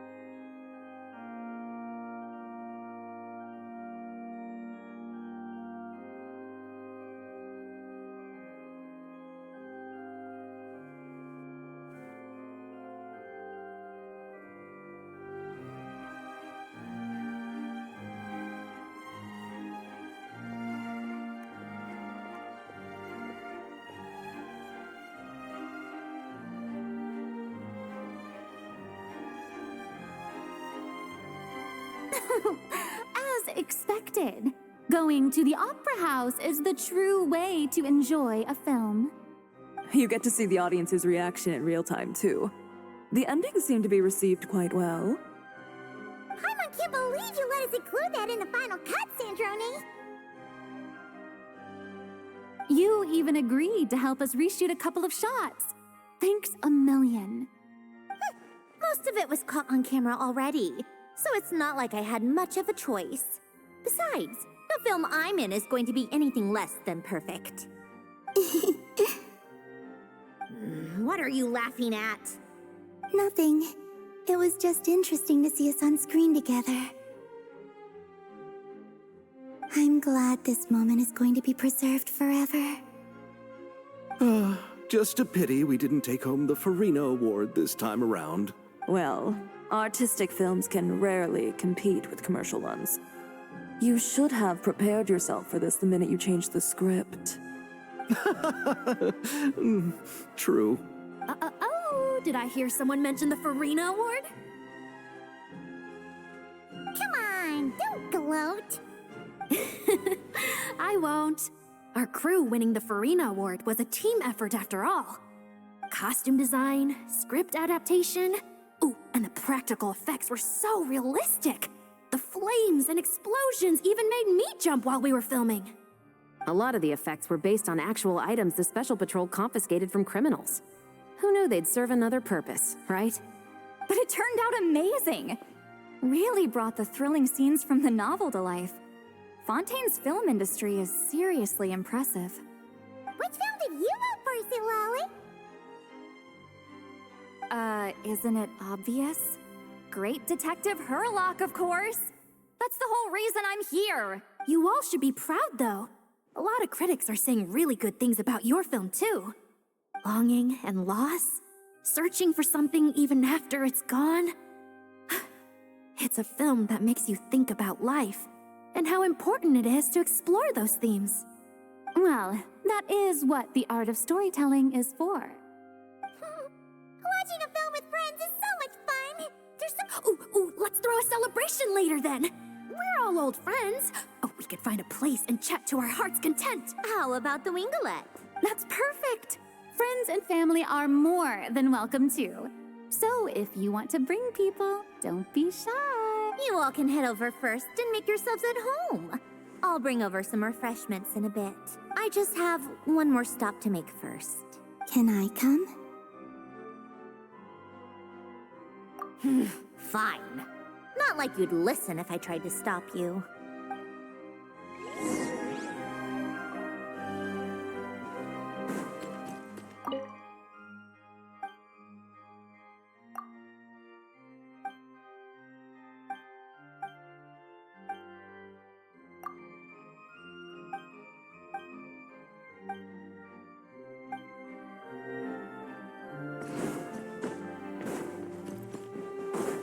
Here.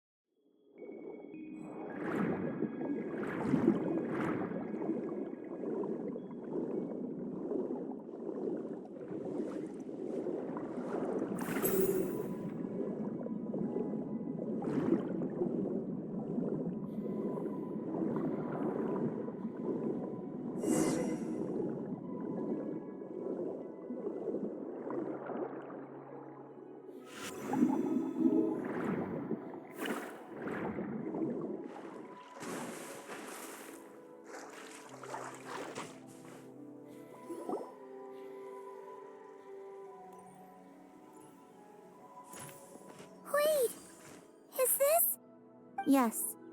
Here lies Lord Artificer, Elaine Gaotan. This is his grave. Oh. I'm sorry, Ellen. I'm sorry this is the first time I've been back since leaving Fontaine. I should have come to see you more often. I got your gift. I I even cleaned up one of the Narcitzenkreuz Ordo's messes along the way. Our home is just as quiet and warm as it always was. The flowers in the garden are still thriving.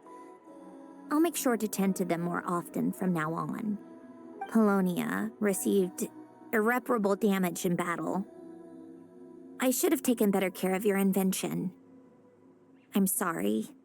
Polonia was family to me. Just like you. You always said I was a fast learner. But I'm not so sure. It took me far too long to learn the things that truly matter. I never said this to you back then, but thank you for creating me. For giving me the chance to experience life. Being your family meant everything to me. Absolutely everything. Can I say a few words as well, Sandrone? Don't need my permission. Hello, Mr. Guillotin. I'm Sandrone's friend. You don't need to worry. Sandrone is doing great. Not only is she a brilliant scholar, she's made a whole bunch of friends, too. And she takes great care of them. As if. She'll never admit it, but she's always there when her friends need it the most.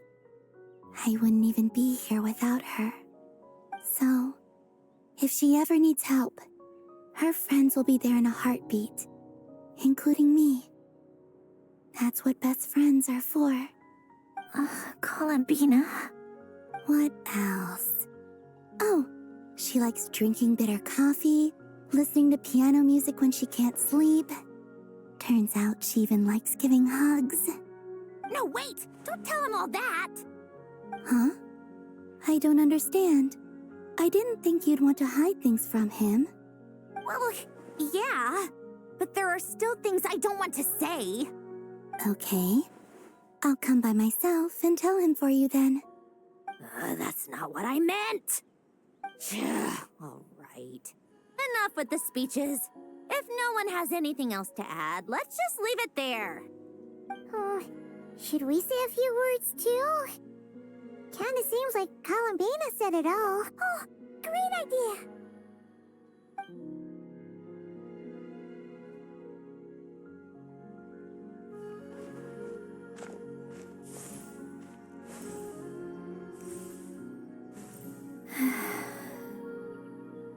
Goodbye, Ellen.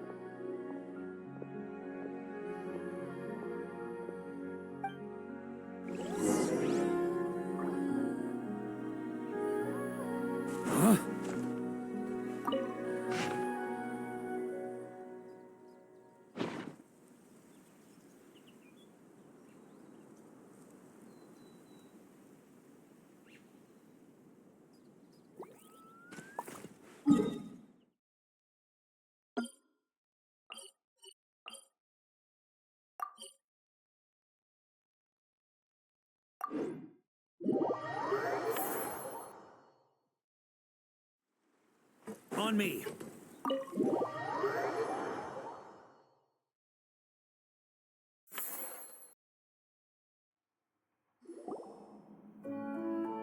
You made it! The party's already started. Oh, but, you didn't bring anyone else along? I thought you headed out to invite some friends.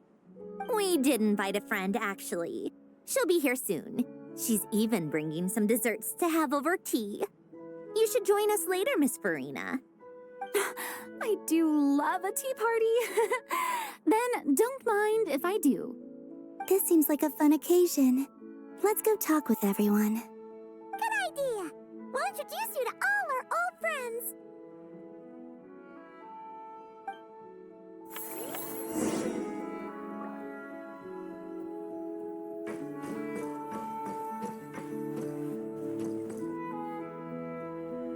Granny Eatsley, you're really not going to let us borrow these cute little stuffed toys for our magic show?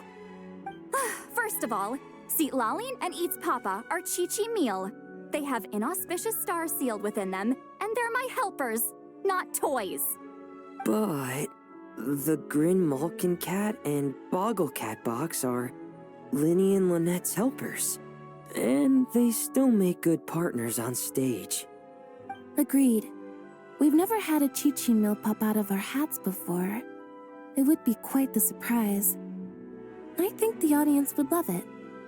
If this was the Masters of the Night Wind, these kids wouldn't have even had the guts to say my name, let alone pester me like this. I'm terrible at dealing with requests like this. Oh, Traveler, quick, save me! You think you're so funny. Lady Sandrone. Lady Columbina. Hello. Don't look at me like that. I don't have any mechanisms for you to break. Don't be fooled by my sister's demeanor, Lady Sandrone. She's just as delighted as the rest of us to have you back. Well, I suppose when I'm not so busy, I could find some time when Arlecchino is around and bring over a few gifts to the House of the Hearth. You're too kind, Lady Sandrone. I'm sure just your visit alone would make Father more than happy. I just need to borrow them for a bit. I'll pull them out of my hat, give them a quick hug, then give them straight back. When did hugging become a part of it? Oh! I could lend you pair, so you have something to hug in the meantime. I don't need something to hug in the meantime. The issue was never the hugs. How about this? You can have 2 VIP tickets right next to each other. Excellent view. Right next to each other?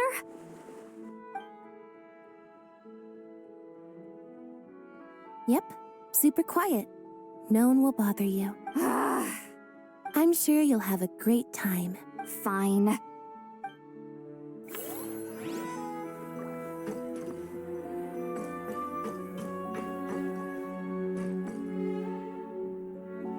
Wait a second! Mr. Baptiste and Veronique! You're here! Friends of yours? Veronique is the prop manager for Musketeer Pictures, and Mr. Baptiste is the author of The 2 Musketeers. Yeah, former prop manager. Now we're just 2 criminals serving our time. Thanks to Duke Risley and Nurse Sejuin looking out for us. Not too bad, actually. You make it sound like I'm giving you special treatment.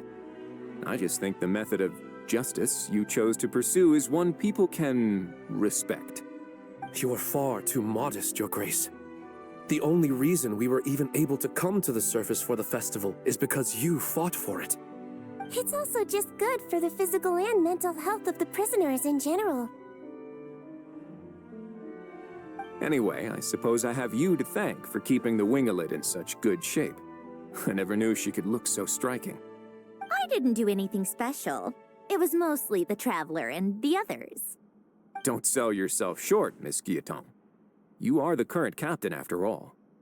In light of that, I have to ask, do you mind if I leave up some of the installations so the people back at the fortress can also enjoy the aquarium? Huh? Like I said before, I just think it would be good for the inmates who clean and maintain the winglet to see their work put to good use. Besides, maintaining an aquarium is sure to be a lot more interesting than scrubbing rust off the walls and deck. Of course I don't mind. I'm grateful you even want to keep it. Great. Then it's decided. That's amazing, Sandrone. We should go hang out at the Fortress of Meripede later, then. You do know you just invited me to hang out in prison, don't you?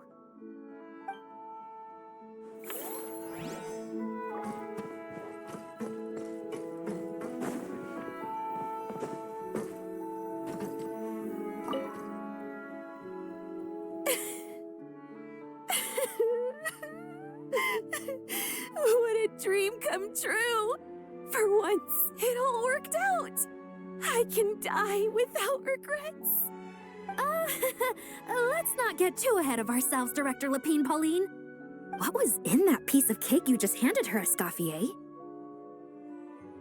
Romaritime flowers, eggs, flour, same as all the other pieces. What, you think I tampered with it?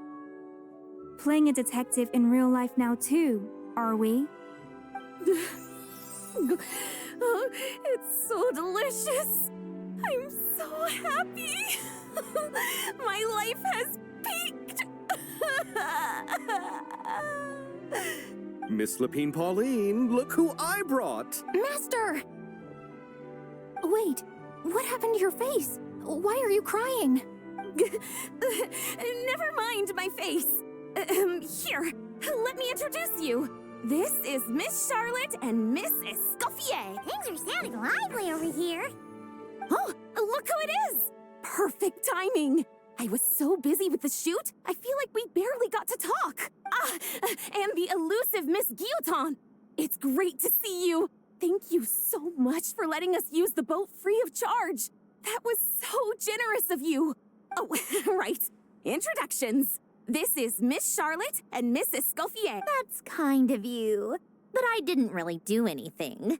If you want to thank someone, it should be the Duke or the people who keep the boat in such good shape. Right. I'll head over in a bit and do just that. Miss Columbina? Yes? Could I interview you sometime? I'll treat you to some gâteau de bord for the trouble. There's only a limited amount available each day. Oh, but it's an absolute must-try when you're in Fontaine. Oh, sure. Bold of you to use my own cake as a bribe right in front of me. You know what? When else are we all going to be together like this? Come on, everyone! Grab your drinks!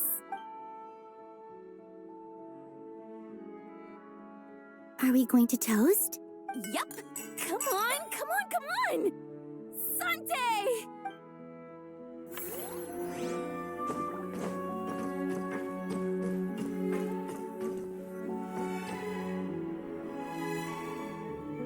You made it. Sorry for starting the celebrations without you. No worries at all. We're just glad everyone's having such a great time. Oh, right. You've probably seen them around already, but let us introduce you for real. This is... Miss Columbina and Miss Guillotin, right?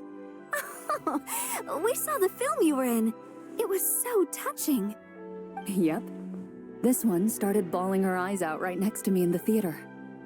I know. I didn't bring nearly enough tissues. Thanks. We saw your film too. I memorized all your names. Oh, guess we can skip the introductions then. Our effects were pretty over the top, right? Some of the extras in the big scenes were actual members of the Spina di Rosula. So basically, your contribution was creating realistic-looking chaos. That wasn't the only realistic aspect. Miss Chevres and Miss Emily were also kind enough to lend their expertise on criminal investigations and forensics. Oh, it was nothing. I was just honored to take part and help out. Wow! No wonder your film turned out so good. You basically had an expert in every field. Talk about a stacked crew. Oh, speaking of, want to join in on a round of tabletop troupe later, Miss Columbina and Miss Guillotin? I mean, what better place for a party than a party? Here we go again. That sounds interesting. Yes! Persuasion successful! What about you, Miss Guillotin? I guess one round couldn't hurt. Critical success!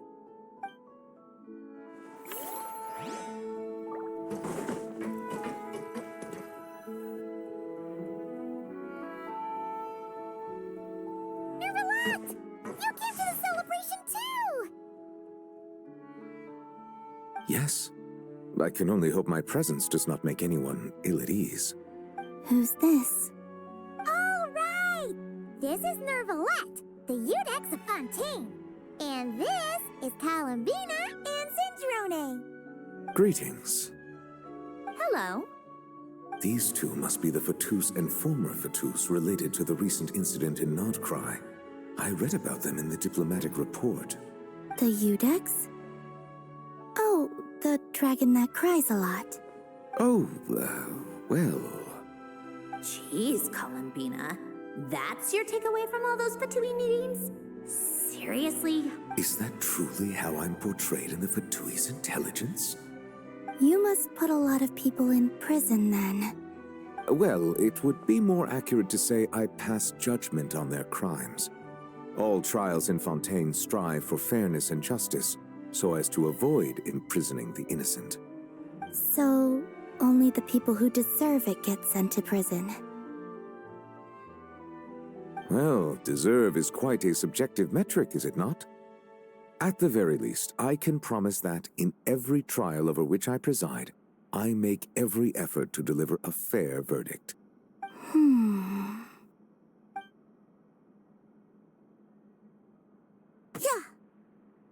Oh, for the love of...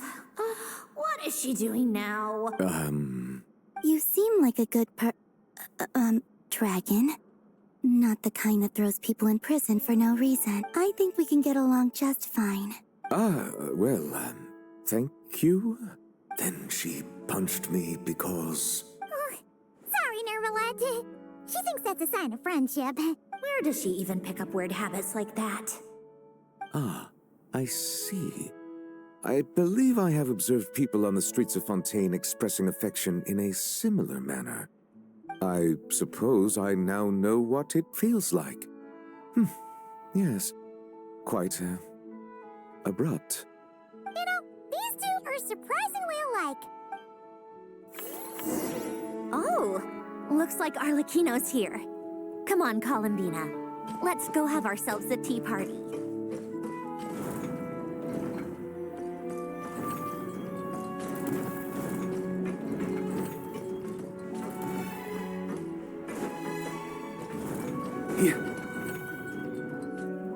Well, it's been quite some time since the three of us gathered to drink tea like this. Yes, but your tea is as good as ever, Sandrone. Of course it is. The pastries you brought aren't half bad either, Arlecchino. I'm glad to hear it. Are they to your liking, Miss Farina? If I remember correctly, this particular cake is your favorite. Yes, thank you. The tea and pastries are absolutely delicious. I can't believe I'm casually sipping tea with 3 harbingers. Or are some of them former harbingers? Who knows? Due to diplomatic reasons at the time, our last tea party was rather tense, wasn't it, Miss Farina? You have my apologies, but this is simply a casual gathering of close friends. So I do hope you can relax and enjoy yourself. Of course! I appreciate the hospitality, in both cases. Next time, let me be the one to treat all of you. I'm sure we'd all be delighted to have you join us more often. The same goes for you two. Of course we should do this again! We've all been through thick and thin together by this... This is nice, Sandrone. It reminds me of the happy times back in Snezhnaya, when things were so lively. Yeah. To be honest, I never thought these gatherings would feel this lively ever again. Well, I think I speak for all of us when I say we're truly glad you're back, Sandrone. Me too. I've realized that holding on to what matters doesn't just mean protecting what you already have. By reaching out and striving for something new, you can gain much more than you think. No, that certainly doesn't sound like something the old you would say. Well, I'm only going to say it once, so don't get used to it. Who knows? Perhaps your tea parties will only get livelier from here on out. Once you return to the Fatui, we'll have more opportunities to keep in touch in any case. I want to spend more time together too, but I don't want to go back to the Fatui. Well, Notcry isn't too far from Snezhnograd. It shouldn't be hard to find a place where we can all get together. Oh, and then I can sing for you, or put on some of your favorite music, just like the old days. Speaking of music, I spotted a mechanical piano below deck. Is it yours, Miss Guillotin? Yes. Reclaimed, I suppose you could say. Why don't you play something for us? Huh? In front of all these people? Yes, why not? You play so well. Yeah, come on! Just a little, please? For the love of... Fine! One piece, and that's it.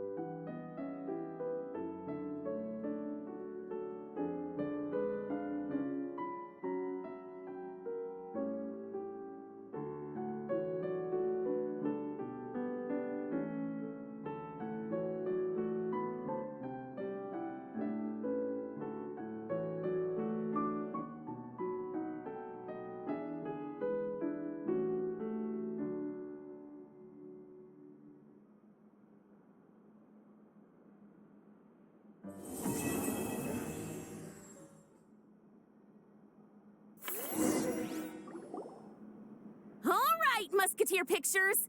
Everyone ready? I'm not sure I should be in this one. Of course you should. You might have primarily helped out another crew this time, but you're still a member of Musketeer Pictures. All right, thanks. I'll still stand a bit off to the side, though. Can I be in the picture too? Of course, Miss Veronique. I would have loved to have you in the last one, too, if circumstances had allowed it. Thank you, Director Xavier. Do I really have to be front and center? You're one of the lead actors! Of course you do! Nervous, Sandrone? No. All right, look at the camera. And 3, 2, 1.